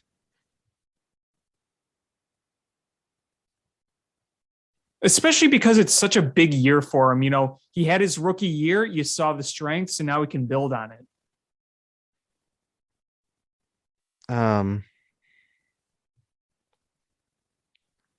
Yeah, let's see. This one is a recent article from just an hour and a half ago. It said right hip discomfort and is undergoing further evaluation. So hopefully they're just being super precautious and it's nothing serious. Yep. That's Fingers definitely what you crossed. hope. Yep. I know that sometimes teams will be very cautious with things like spine, neck, and major joints. Mm-hmm. So. And I mean, look, if he misses a little bit of time to get him fully healthy and it's not like a long time, then you rather get him 100% than not rush him back. And Jake Berger left with an injury today too. Really? Not nearly as important, but still, I mean, these injuries start adding up quick. Yeah, it's especially when you want to have depth and you know, you watch the Sox and you pray every day. I just think we have PTSD from what happened with Eloy last year. You just pray that none of your top guys get hurt. And not just Eloy. Remember, Luis Robert missed a lot of time last year too. And Yasmani Grandal, he was out for what, like a good month or so last year as well. If I recall. He was out. I think it was exactly a month. Yeah. Yeah. So, I mean, you watch and you pray that none of that happens again because, you know, if the White Sox are far and away the best team in the NL Central, they're 99% going to win it, in my opinion. But, you know, you can't afford all those injuries again because even though the division's not going to compete alongside you, they're going to be a bit tougher than last year. So you want this team as healthy as possible. And, you know, if it's a hip injury, you worry about what's his bat going to look like, his swing, if it's a hip injury, and is he going to be able to play a position or is he going to be stuck playing the DH spot going forward? Right. I mean, I think at the end of the day, it's just important to get his bat in there because his bat has such an upside. You know, he's just such the ceiling he has as a hitter is just so high. So if you want to get him in there and you have to do it via DH, okay. But what you want to do in that scenario is it's like, well, if you want him to be your DH, then go out and get a backup catcher any way you can. So then you can rotate with Yasmani Grandal and a catcher because you want Yasmani Grandal's bat in there as much as you can, but you don't want Yasmani Grandal behind the plate all the time either. You know, we saw some of those struggles. It's going to be tougher to mix and match, but if the White Sox can stay relatively healthy with all that talent they have, they should overall be okay. But when the injuries start piling up, that's when you start to worry. And look, Andrew Vaughn might be okay, and you might miss a little time with him. But if all the other position players, the primary guys are okay, then the White Sox are going to be one of the best teams in baseball. You just don't want to see any more of the injuries.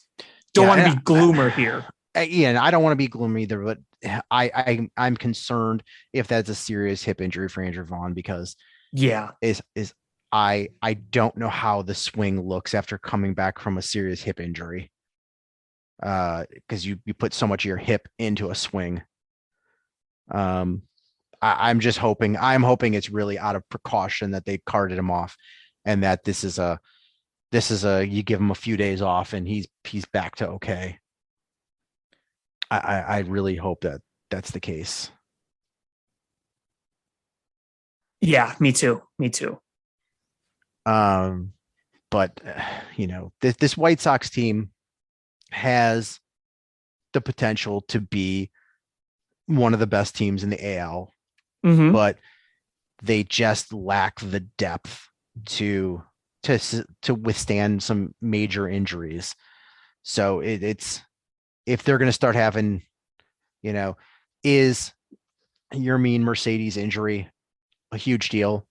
No, he's not that important. But then you're like, oh, then you got Jake Berger, then you've got Andrew Vaughn, and then you're starting to go, well, now we're starting to see significant player injuries, and you can't roll with all the punches sometimes.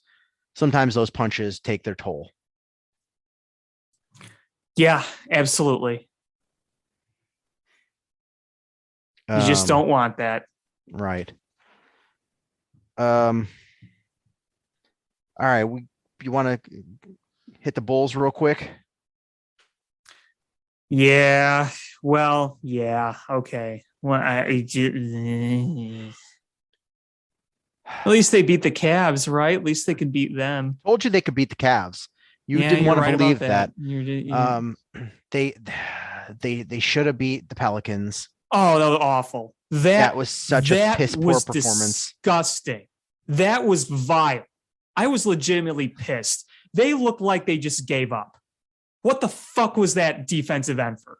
That was brutal. And who saw the Celtics jumping up and going into first place in the East? Not me. Holy crap. Also, do you know if the playoffs ended today, we'd have to play the Bucks in the first round? Would we? 4-5. No, right now I'm looking at it's 76ers. Well, then the standings must have changed. Oh, wait, I guess they're tied. So let's see. Hold on.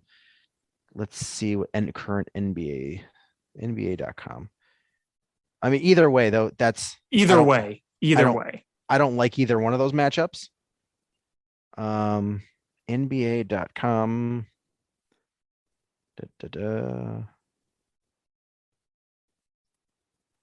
Standings.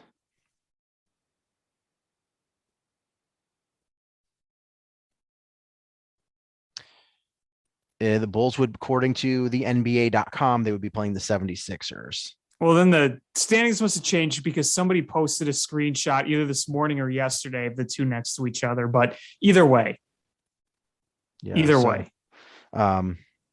So it would currently be the Celtics would play the 8th seed. The play-in tournament winner. Yeah. And then the Heat would play either the Cavs or the Nets. The Bulls would play the 76ers. The Bucks would play the Raptors. Well, because I mean, some of those teams are pretty close in the standings, right? Like, absolutely. It's changing. It's changing. So, at this point, it feels like the 76ers or the Bucks would probably be the most likely opponents, unless the Bulls drop another seed. Well, let's see. Which they could. The Celtics and the Heat are tied for the best record. The Bucks and the 76ers are tied for the 3-4 seed. The Bulls are the 5th seed, and they're only a game ahead of the Raptors for the 6th seed, who's only a game ahead of the Cavs for the 7th seed, who's only 2 games ahead of the Nets for the 8th seed, who's only 1 game ahead of the Hornets.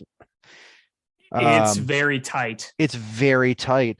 And I just don't want to get into that damn play-in tournament. I really don't. I don't think they will. I'm saying that with, a week ago or 2 weeks ago, I'd have been like, no way. Now I'm like, I hope not. And in 2 weeks, they're going to be in the play-in tournament, and I'm going to be delivering pizza with spit all over it to you. Let's see, what's the rest of their schedule look like? So they got the Knicks, who they should beat. God, you got to beat them. You have the Wizards, who you should beat. They are tough, though. They're not good, but they are tough on you. The Clippers. Got to beat them. Then you got the Heat, the Bucks, the Celtics. Oh, that's real nice. That Celtics one, we looked at it a couple weeks ago, and I'm like, you should beat the Celtics. And then the Celtics just went on a tear, and now you're like, oh, hey, we can't beat the Celtics. Then you get Charlotte and the Timberwolves to finish the season. Yeah, there's not a lot of games left. I mean, overall, it literally ends 2 weeks from today. Yeah, I mean, overall, outside that 3-game stretch between the Bucks, the Celtics, and who was the other one? Was it the Celtics, the Bucks, Heat. and the Heat? Yeah, outside those 3, it should be a manageable schedule. So how many games are left then? Exactly. 8, 1, 2, 7, 3, 4, 5, 6, 7, 8. 8. If you can go, honestly, if you could go 500 the rest of the way, that would put you at what? 47 wins? That would put you, if you went 47 wins. Yeah. So, which is exactly where the Heat and the Celtics are right now. Yeah, right. So I feel like if you go 500, you should stay out of that play-in tournament, right? Oh, yeah, I think so. Unless every other team below them goes on a tear. But I feel like 500 should be at least what you hope they can do. Let's see. What did the Raptors have left? They've got the Celtics, the Timberwolves, the Magic, the Heat, the Hawks, the 76ers, Houston, and the Knicks. So a little bit easier, but they still got some doozies in there. And then the Cavs. I think as long as you stay past ahead of those 2 teams. I mean, the lucky thing is that you took the season series from them, so you have that advantage. Who do the Cavs have left? Schedule. Watch, they're going to be like, oh, we're playing the Lakers the rest of the way, every game. Yeah, right. Every single one. They've got Orlando, Dallas, Atlanta, New York, Philadelphia, Orlando, Brooklyn, and Milwaukee. So it's a mixed bag. Yeah. Kind of like the Bulls. I mean, honestly, most of these teams' remaining schedules should be overall a mixed bag. I hope the 76er schedule is all tough games the rest of the way. That would be good. Milwaukee, Detroit, Charlotte, Cleveland, Indiana, Toronto, Indiana, Detroit. So no, it's not.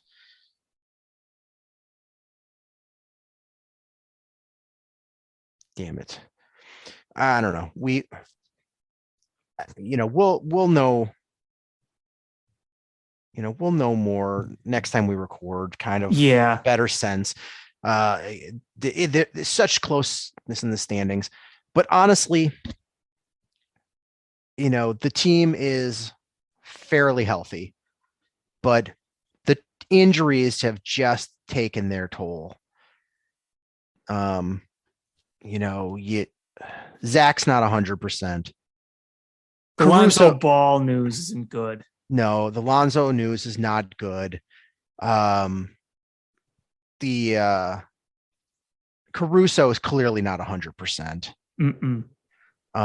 And really, the problem is if you look at what teams do down in the paint versus the Bulls, it is incredible. Like, the Bulls are absolutely pathetic on defense in the paint. It's completely helpless. Helpless. And you're like, okay, well, how the hell because it's, I mean, we haven't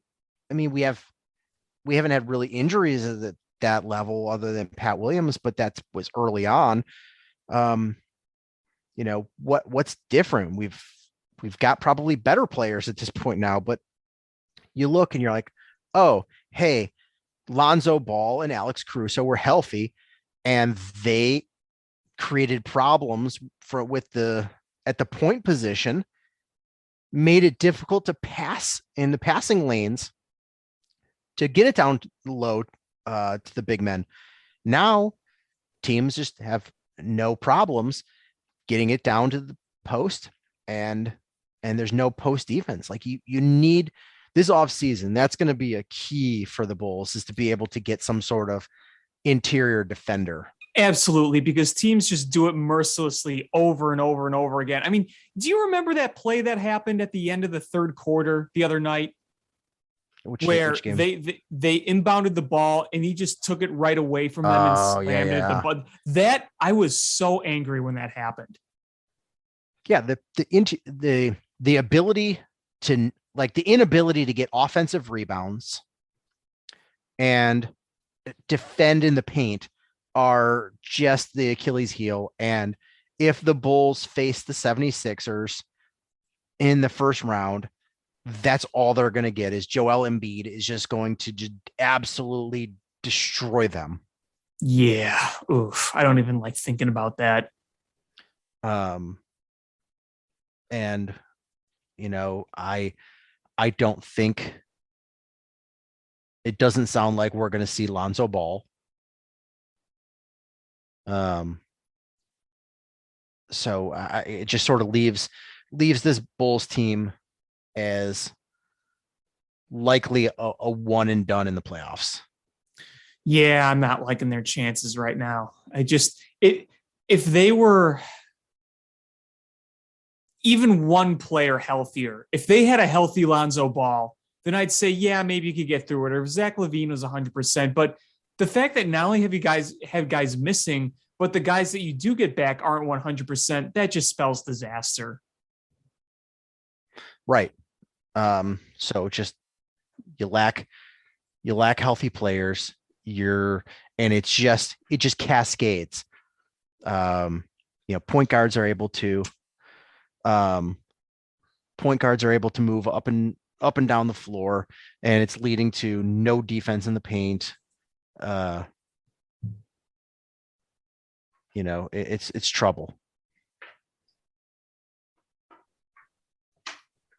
Yep.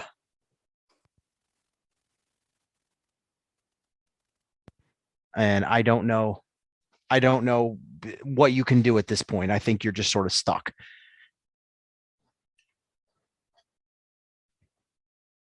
Yeah, I mean, it's you asked the genuine question.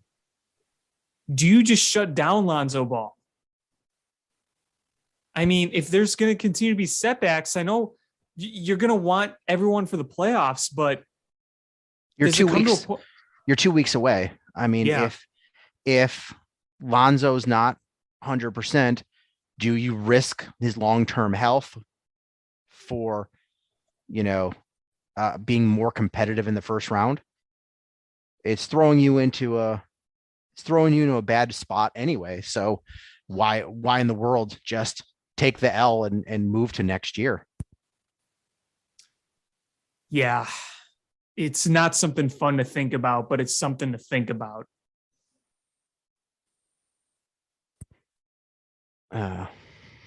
It's just tough.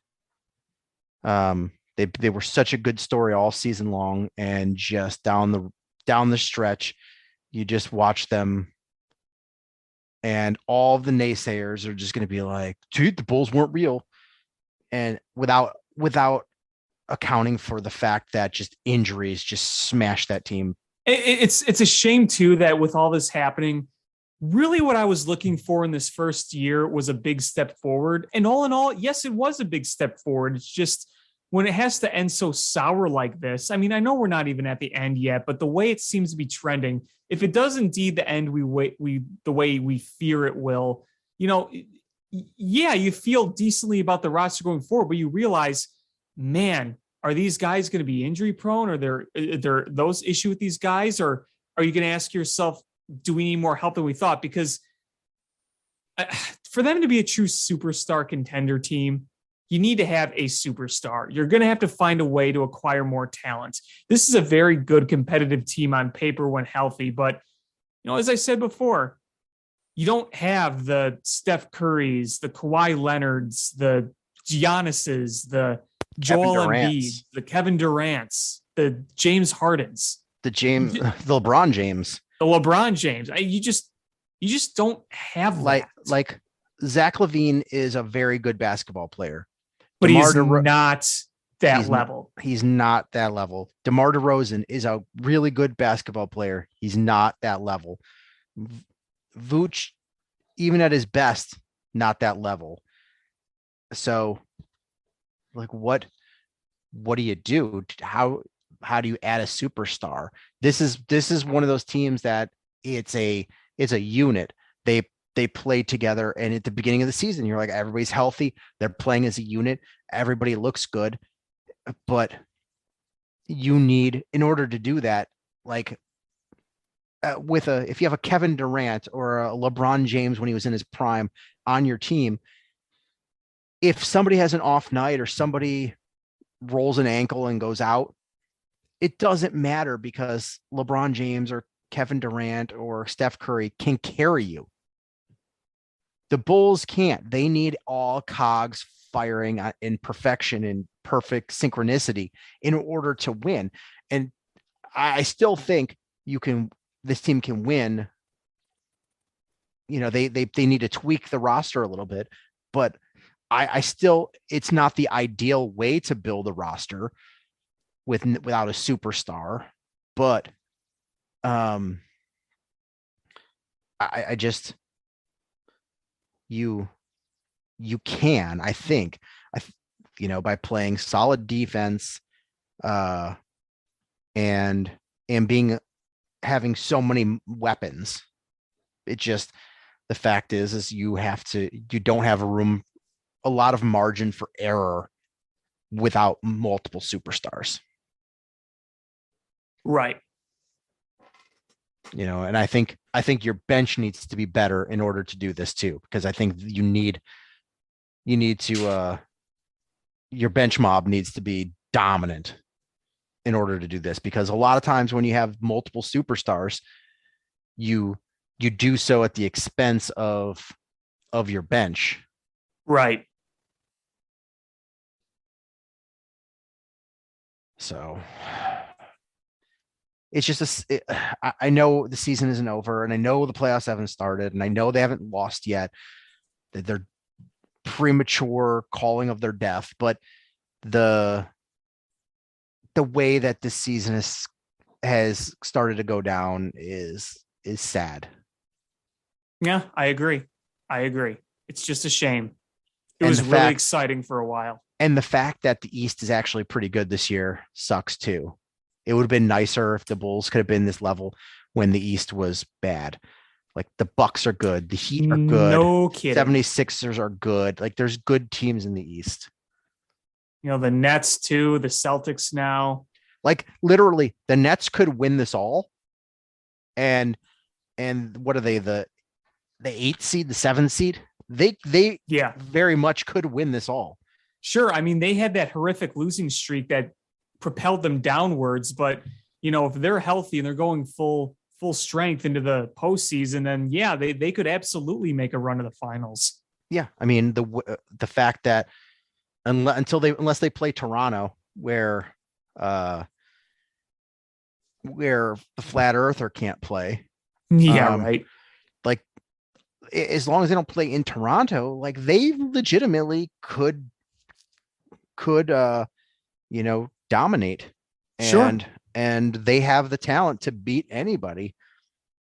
So according to NBA.com, the Nets would be playing the play-in game against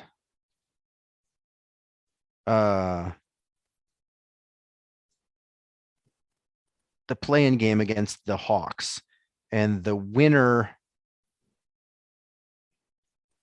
would go against the loser of the Cavs and the Hornets. And then to play the Celtics. So that's a long way to go. For them, they do have 2 weeks. I'm looking for them to probably move up.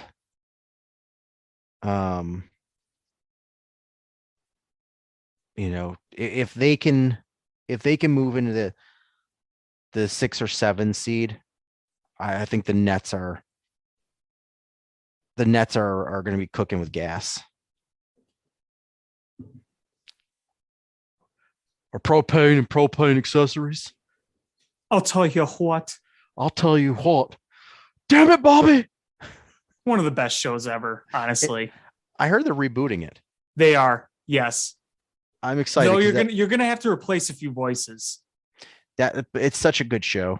Oh, it's amazing. It is absolutely amazing, and I think it gets better with age. I think people realize how great it was now more than even when it was on, and it was on TV for a while, but I think you look back at it and people like appreciate it more. Damn it, Kyrie. The Earth's flat, damn it. The Earth's not flat, damn it.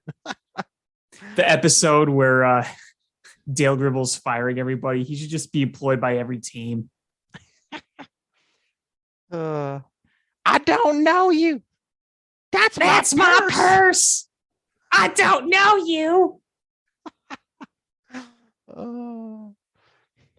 Oh my God. That show is so good. I wonder if it's streaming anywhere because I feel like I need to rewatch that series. I've stocked up on a bunch of DVDs with King of the Hill, so I need to collect more seasons, but I got some of the in prime middle seasons, so that's good. I wonder if it's on like Disney Plus, like Simpsons, because that was Fox, right? Yeah, but I don't think it is on Disney Plus, though they might be moving it to it. I thought I heard it was going to be streaming somewhere, but I don't know if that's happened yet. Let's see, stream King of the Hill. On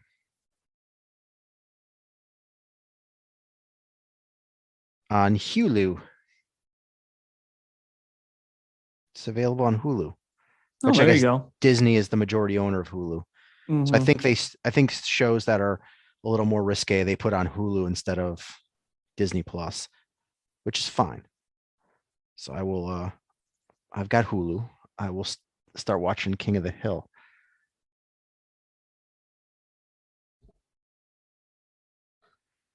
Do you want to talk Blackhawks at all? I don't have much to say. I mean, you traded guys away. You had a nice little run on the West Coast, even though you kind of blew that last game against Vegas. You had a 3-0 lead and that evaporated in seconds. But overall, you collected 5 out of 6 points. I didn't really get to see the 2 games in LA because they were late, but you beat the Ducks, you beat the Kings, in fun close games. So whatever. I mean, it doesn't really mean much at this point, but going forward, you have a lot to evaluate. And I think that they might have found something in that Trevor Reddish kid that came over in the Hagel trade. So, maybe that's something to keep an eye on. I also feel like too, that people are a little bit on edge when it comes to Jonathan Toews. I mean, he made some comments about thinking about his future, and I don't know. It's a part of me kind of says, what are you going to say in that situation? Oh yeah, I like everything. Everything's great.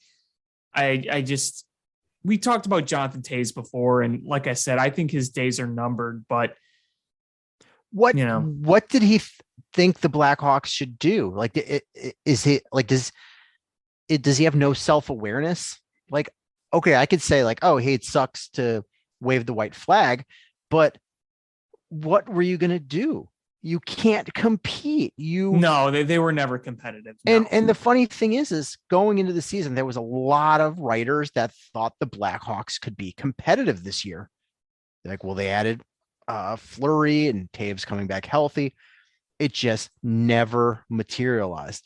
This has been a bad team all season long, and not just bad. They're only better than the Coyotes in their division. And the Coyotes are a borderline NHL team. Yeah, it's hard to call them an NHL team, though they did beat us once. So in the Western Conference, you only have a better record than the Coyotes, who are a team that's about to be playing in a 5,000 seat stadium. It probably still won't sell it out. And a brand new franchise that is only 65 games into their existence. And we don't have a first round pick. So yeah, that's cool. Yeah. So, you look at us, we're running out of real estate at the end. We're at the end of the season. There's probably 15 games left ish, 12, somewhere around there. Kind of lost count at this point. And in your division, there's a team that is 40 points better than you in the standings. 40 points better than you in the standings. Yeah, that's not good. No. It could get worse. Like, it could get worse. I'm just counting down to the last days of the season. Honestly, at this point, just give me the off season.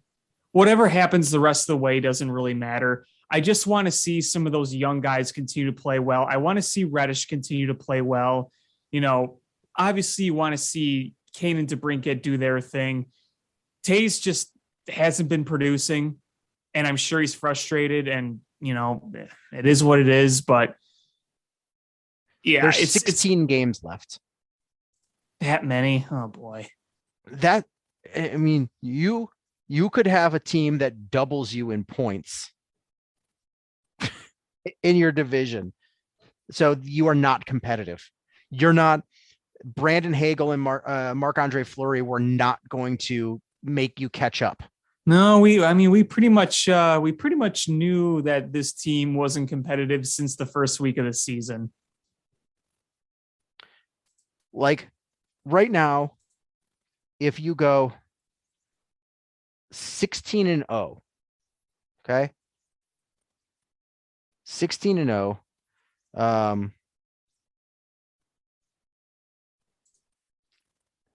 you still have 0% chance of winning this division. 0%. I think it's been 0% for months now too. But like, if the Avalanche lost the absolute every single game for the rest of the season, and you won every single game the rest of the season, there's 16 games left.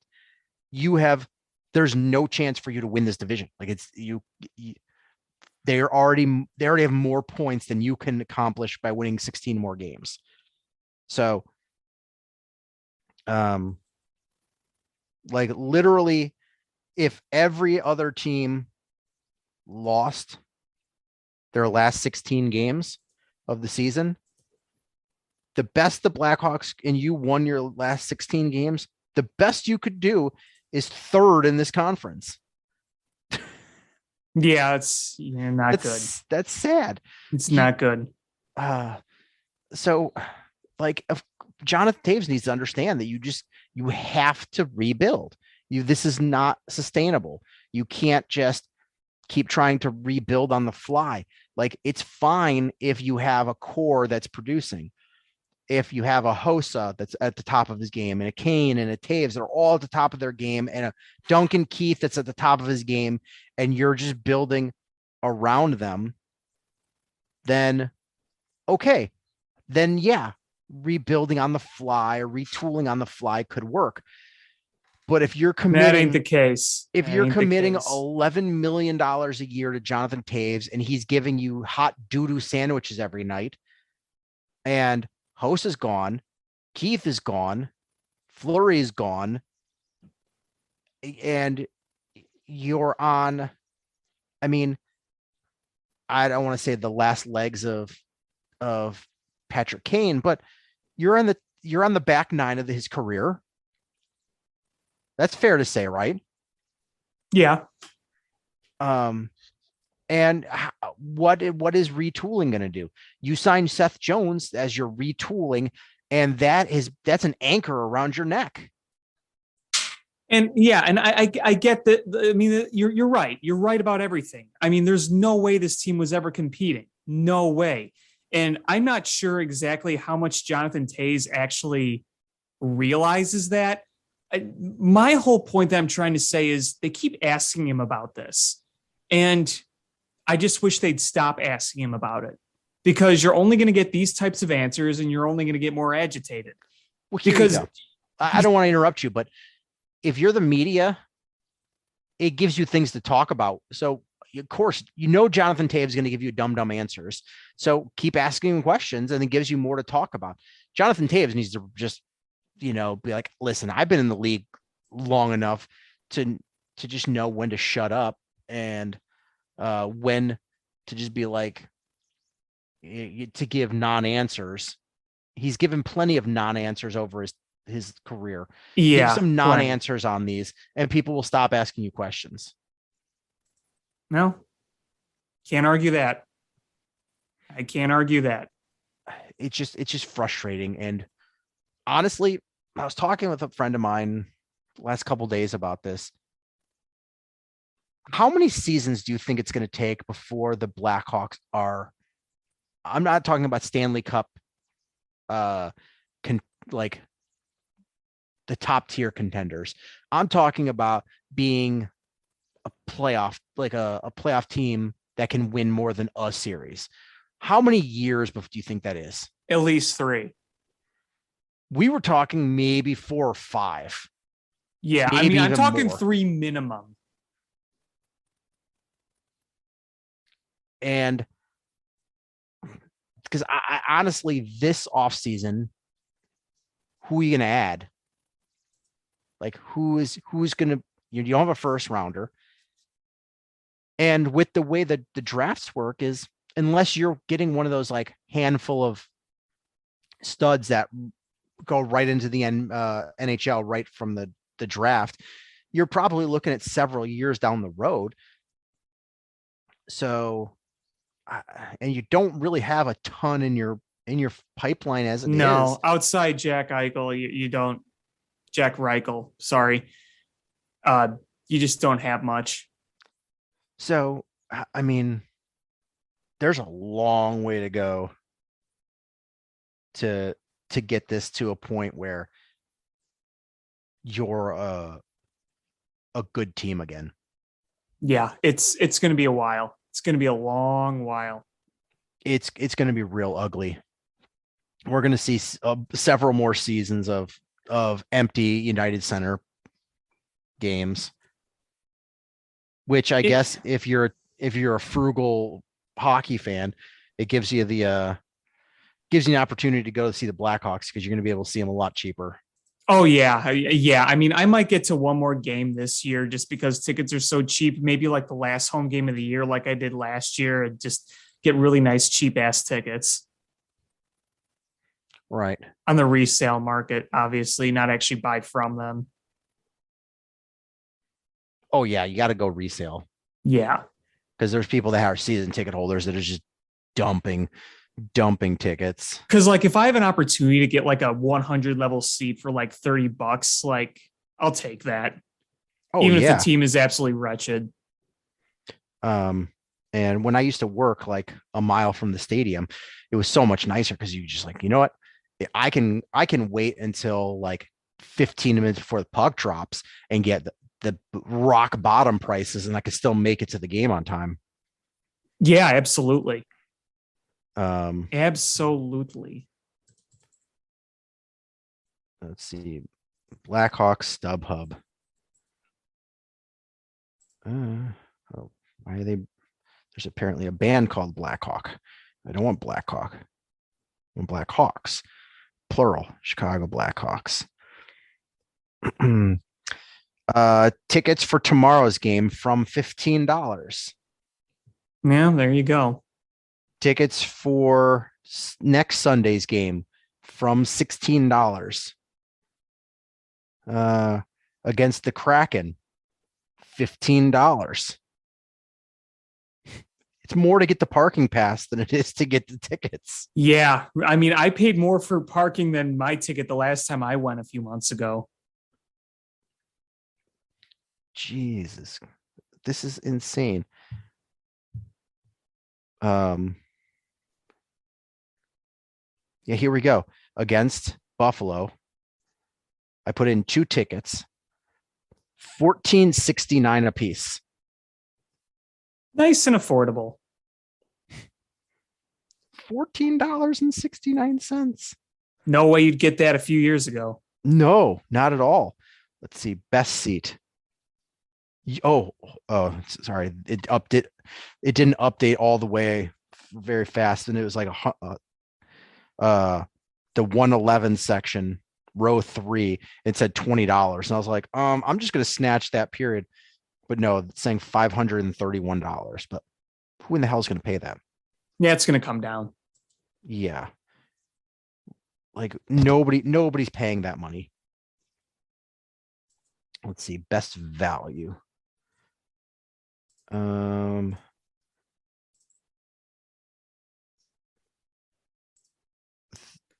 300 section, 4th row, $20 a piece. Let's see, what about it's the best value outside the 300 section? Whole lot of tickets available. Yeah, I mean, I'll probably snatch one more game towards the end, like I said. Yeah, I mean it's so cheap too. Let's see. What if I go into the 200 section? If I go to section 218. Oh man. There's still $100 some. Just wait, it'll come down. I mean, there were tickets available for $50 to the Canucks game I went to when I went. That was a few months ago. Yeah, I mean, honestly, one of these days, I'm just going to pull the trigger and get tickets in like the 100 section, like center ice.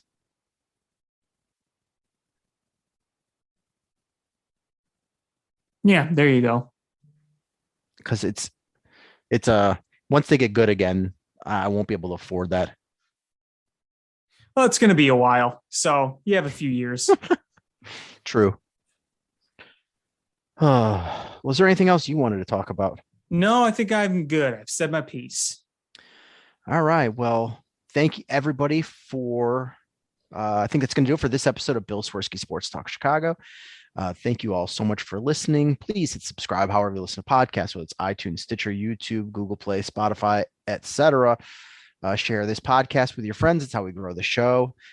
Follow us on social media at Swerski Sports, Facebook.com/Swerski Sports, SwerskiSports.com.